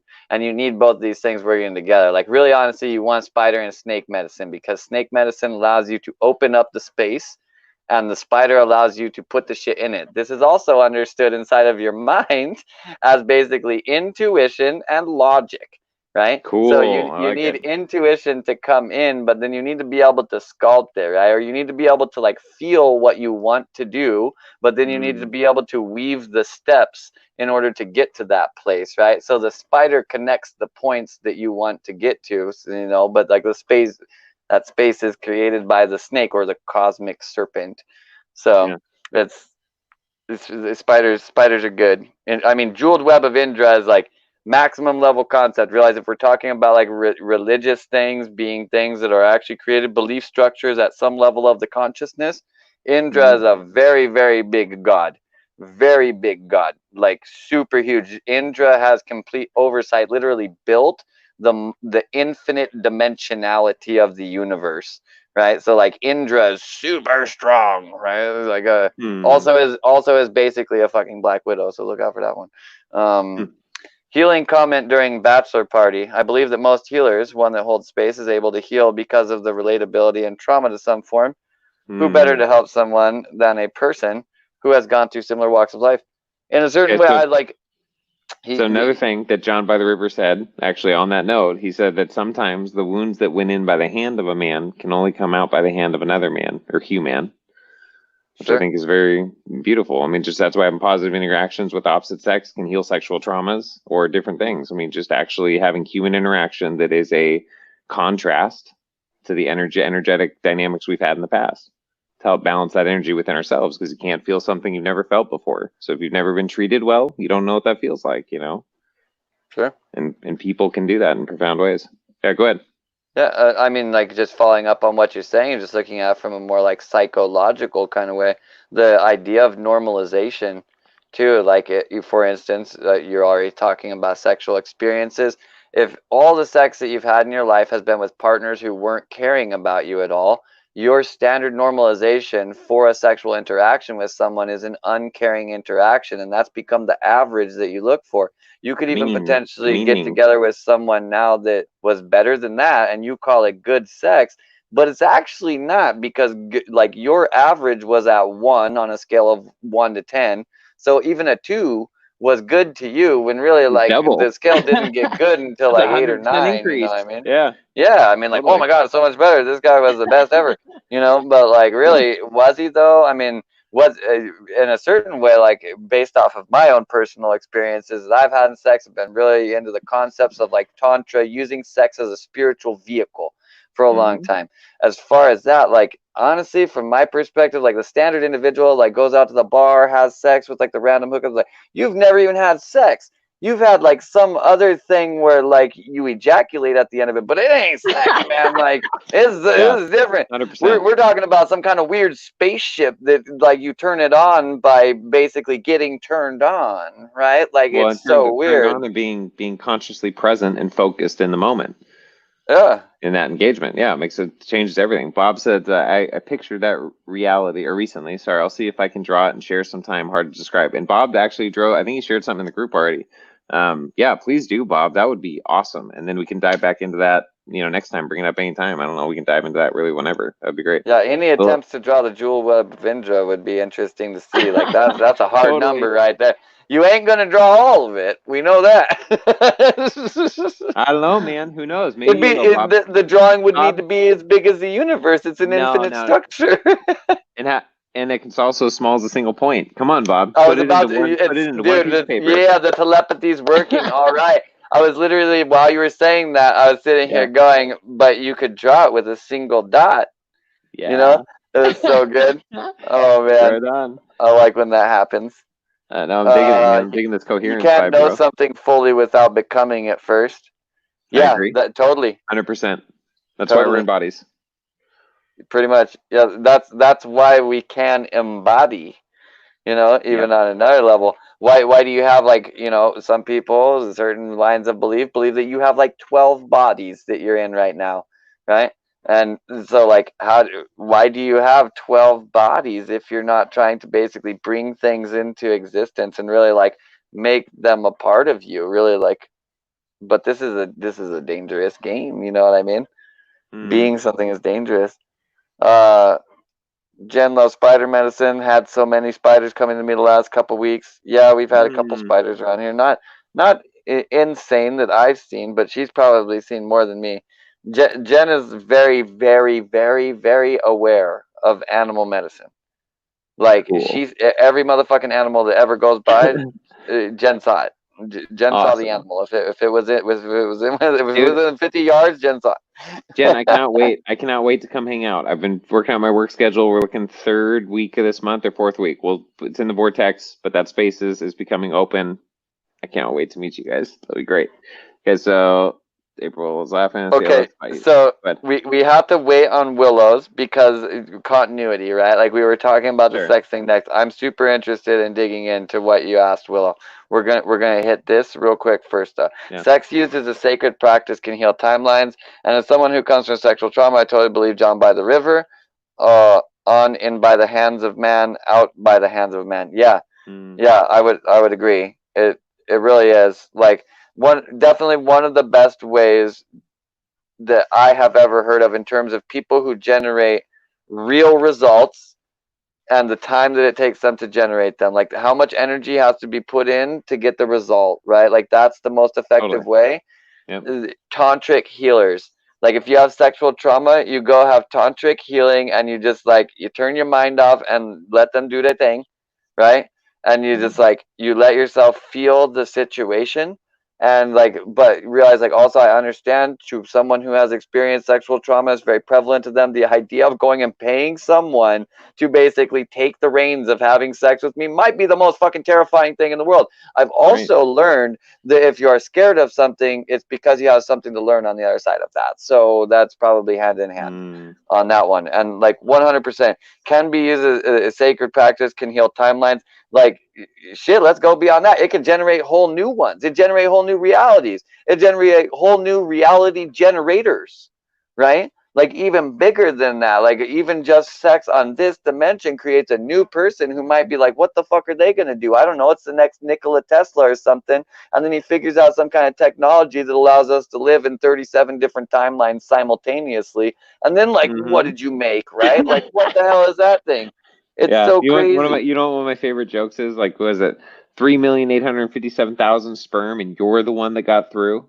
Yeah, yeah. Wow. Yeah. Wow. But also at the same time, like realize that like there was already a really good filter on your creation. You know what I mean? In the sense that it was like, all right, we're gonna give all 358,000 of you a shot, but only the best one is going to actually do something, right? And you're the byproduct of the best out of that huge number. You know what I mean? Just even on that biological level. Well, and even on that dynamic we were talking about earlier, so the sacred practices to bring a soul into this world, the engagements beforehand, going to sacred sites, I mean, all the extremes you can go. So most of us, though, I think born in this time, probably way more than the majority, I imagine, of the planet for sure, was born in a lot of ways unconsciously. But we knew that going in. We knew that sperm was going to be not necessarily the most ideal of that batch, or it wasn't the most ideal sacred moment when you were conceived. But there's, I mean, I think that's where our choice to incarnate when we did, figuring out the codes, figuring out the portals, figuring out the ways, doors into the system, so that we can come out not hampered by a lot of the energetic esoteric grids. I know I have not been affected by a lot of stuff that I should, quote unquote, been affected by, but I picked a lot of the right codes and programs to get me into this family and to get me into this timeline, man. Yeah, and then like I almost go even like a more like the opposite side for the consciousness, like not really giving the parents any credit at all. Like the parents were doing their thing, right? And I'm sitting out here swimming around in a sea of the void, and I'm like, fuck it, you know what? I'm gonna go have an incarnation. You know, what's this next one look like? What do I want to do? Let's see. Like, I want to be a dude, okay, and like I want to experience what it's like to be a really good rapper, right? But usually actually your mission is something different. It's much more like I want to be like try and be a good rapper but not be, and see what happens with that, right? It's much more specific tuning. We're being vague here. Nevertheless, like you do that, and you knowing everything knows that like, okay, there's this spot, that spot, this spot, this spot, that spot, this spot that I could incarnate in right now when I'm having this idea. You're in a space of timelessness, so it does not matter. You know exactly like time don't exist to you. Time's a thing down here. You just pick the time, you pick the place, you pick the body. It's already functionally happening. I believe in instantaneous reality. I don't think tomorrow exists. I think that they're all timelines played out in one moment. You're moving around inside of that, experiencing all of those timelines having already played out. That's really my personal belief of reality. But I think you literally can pick that thing, and you're just like, this is the perfect thing right here. This is going to do perfect for me. And then you just you shoot yourself right inside of that, you know. And it's not really like a timing thing. It's not like, oh, it was the perfect super alignment and timing and everything. Astrology doesn't need any of that in order to be accurate in any capacity, right? Like it could just be like that is an isolated stillness of the moment the choice was made. Yes. You know what I mean? So we're not looking at like what the physical thing is. We're going the other direction. We're trying to find the thought behind that position. You know what I mean? Because that was an isolated reality out of infinite possibilities that were all happening simultaneously. That was the specific one that we were like, that one, right? So it mapped that decision because it was the one out of all of the ones that it was like, I want that one. You know what I mean? Right. So I get, well, it's okay. I feel like there are many lifetimes like that, right? That's part of the fun of just you pick an experience, whatever, all the code, all the math lines up around it, the astrology. That's why your options are what they are, because the astrology lines up with your intentions and your desire. You don't have to know any of that. You don't have to be aware of any of that. It doesn't matter. But I think there's other like this one for sure, man. There's so much planning I've done to this. There's so much stuff that comes to my awareness. I'm like, holy shit. Like the ways I got here and the stuff I've been through, even in esoteric systems and past lives for myself to prepare things for this incarnation now, like all the shit, man. Sure. You know, so I got it beat into my head that everything I ever done, I wanted it. And I had already had basically a construct in my mind of many lives where I was like, yeah, that probably wasn't the best idea. And nevertheless, I recognized from that, even like the shittiest fucking life you could have picked, right? Like it would be the dumbest things. Nothing lines up. I'm not anyone special at all. I'm just totally average Joe, you know, whatever, like totally normal. You wanted that one. Like that was the one. You scanned infinite possibility and you're like, that's looking nice right there. NASCAR on Sundays, work the rest of the time, drink a lot on Saturday. I'll take it. And that's what you went with. Most of the people, I think most of the people here ultimately, come on, at the core fundamental reasons, not so much Good mission, night, those April. different things. Night, April. Thanks for joining us, really. Is they come back for beer, sex, and pizza, man, and ice cream. I mean, come on. Really. Dude, steak is good, man. Yeah, totally. If that's your thing, man, whatever. Like, but really, coming back for those experiences, even if you're on mission, those are some massive bonuses, bro. Sure. To be here and experience those things, come on. The people who do the aestheticism, like, I mean, each soul has their own path, but if you're doing aestheticism for your own, like, because of a religious construct, get out of that shit fast, man. There is so much life to experience. So much. And aestheticism is giving up, I think, the material possessions and those kind of dynamics and caring about that, beating your ego into submission or training, so you're focusing your ego into submission that way. It's not wrong. Sure. It's just not something I personally care to experience this lifetime. Well, just like any other experience, it's not necessary. That's true. It's all choice. It's a thing you could do. Yeah. It works for a thing. Yeah. Yeah. So, okay. Yeah, there you go. Do it. did someone in chat recently have a grandmother pass? I keep getting a vision for some time, and this grandmother keeps running to me to make me acknowledge her, maybe related to me, even though I've never met. I mean, could be so many things. You know what I mean? Grandmother is such a vast symbol, like this old feminine knowledge, anything that could go down. It's like maybe somebody did just recently have a grandmother pass though. Yeah, so if anyone resonates with that too, feel free to participate in chat. I mean, we'll create a space here if there's an actual connection coming and some kind of resonance with DNA that she's helping facilitate as a shaman in between realms in this digital space. Then yeah, we'll play that out. Let's see. The real digital shaman. It's funny. It's funny, like when people started talking about neo shamans in the first place, like they were just like they wore different clothes, you know what I mean? And like that was really like the thing. But like neo shamanism of the future has actually turned into something like so different at this point in time. Yeah. Like the neo shaman like sings a song that isn't anything like the old shaman. It sounds totally different. You know what I mean? And it's just so weird how it's evolved and what it like actually turns into and what that thing actually is when it's actually doing its job, the ways that it holds space now. And the fact that like we we have basically a digital Maloka where we meet every night and we play like neat visuals and talk about stuff that we've experienced, and like people can basically do what they want. But if there's like a thing that needs to be approached, we'll circle it up and get the thing done. You know what I mean? Like, but it's just interesting. Like, and then the other day you had people from 3 countries here. That's a big ass Maloka. Like, holy shit, 3 countries, like 3 continents even. Like, it's like almost a whole world, you know what I mean? So, like, it's really just quite ridiculous that this is what the space can potentially look like now.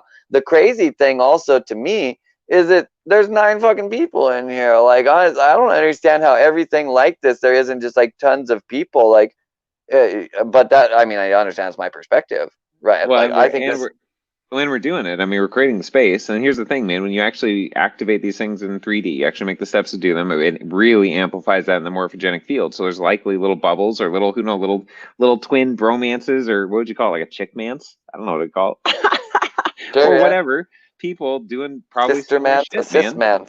I think it's a cismance. All right, yeah. But they're probably doing the same thing, right? Maybe we're that is just a snaky ass word, by the way. Cismance. Like, and that's like, honestly, I feel like that's exactly what that would create too. 2 super empowered women operating in like basically the same function as a bromance. It really just sounds like one of the most dangerous things on the planet. I'm not gonna lie. This is not saying anything bad about you. It is a compliment. Okay, I'm not scared of much. I'm fucking terrified of that. That's terrifying. Yeah, especially if they haven't worked out those scorned issues. Like, yeah, that's interesting thing to think about actually because of this. They might have left chat. She's talking about that. Got me thinking. Honestly, maybe it could be even more than that. It all depends on the level of your senses. They could have come to YouTube, happened to see it in a recommended thing somewhere, scrolled past it, but looked at it for a second. You were just like, pop, got your ass, right? And like you got that connection. It's like that's way longer than you need to get that connection. That's crazy. So maybe why she looked as if gone sometime in appearance. Yeah, I mean, she could be fading like their connection is fading, or like or whatever. Like there's so many angles on this, but that's the weird thing. The digital Maloka, like it's too big, right? You can't even like control who comes in here in a certain way. Like you have no control over the energies that come in, and some of the energies that could come in, they don't actually have to like come in and then be like, hey guys, I'm in the chat, and like I had a really tough time when I was a kid with this. They don't have to do that. They can scroll by, and that's all it takes. I was actually doing this thing today, like while we were getting like dinner or something. Like Mhm. I was like scrolling through Instagram, and like I was just being really just taken aback by how different the energy was of each different woman that was on my Instagram feed. Like it was just Mhm. it just happened because there was like two that were very, very polarized, right? But then I just like Mhm. started like diving deeper, and like Yeah. I got to like 10 of these, and I was like, these all actually have like you can like signify, you can see, feel, whatever, identify the energy separately, just like Mhm. through these photos. It's very, very weird the amount of energy that we're projecting into something when we just like take a picture, turn it into basically a bunch of electrons, and then start Mhm. shooting that electron around on wires that basically get stored places, moved over here. Mhm. It gets taken apart, recompressed, taken back apart. It gets moved into little chunks and then put back together. Like the craziest stuff happens to it, Mhm. honestly. And it all happens like that. Like, what's really going on here? I And what's mean, crazier is that that's not even because the only reason it happens like that's like the billiard balls, right? So you're hitting one piece of information, bump, bump, bump, bump, bump along the chain. So the actual information that's going was not the actual information that was sent. It's a copy of a copy of a copy of a copy, or a resonance of a resonance of a resonance of a resonance yeah. that only goes so far. That's why you run out of, length of wire, you lose bandwidth over time or over length and drop the data because it's not, you need enough amperage. I don't know. There's a lot to that. We get into that, but yeah, I'm with you. Well, it says her grandmother passed in the early 90s, and she mentioned it in chat Mhm. the other night. We're talking Yeah. about like these time resonances and shit like this also. Like, maybe it's because she mentioned it the other night, and now she done showed up. Or Well, and because then yours tapped into the other And night. then Like, dude, also, it's so weird. Jen said not have a grandmother that recently passed, but I have been thinking of my grandmother very recently. So just really, really bringing up this dynamic is bringing that grandmother energy into the conversation. That's bringing it up in the people in the chat who are tuning into it, even if that wasn't necessarily for them. It's maybe for the group. So now we're bringing in the grandmother dynamic, and everybody's having their own resonances with that. So there's so many fluidic ways to take these intuitive impressions and how they express themselves. I think a lot of that's the response of the creator beings that are receiving that information. Yeah. I don't know. It's weird connecting with energies, man. Because, like, It turns it's a sometimes. lot easier than you would think, from a Right. certain default position, Right. Yeah. you know. Like I've Yeah. had several revolutions inside of myself where basically I'm like, whoa, I need to be like managing my fucking connections a lot better than I have been. Yeah. Yeah. That's it. Tacit. I call it tacit consent. I think it's a term Andrew came up with too. Things that Tacit? we tacit, TACIT.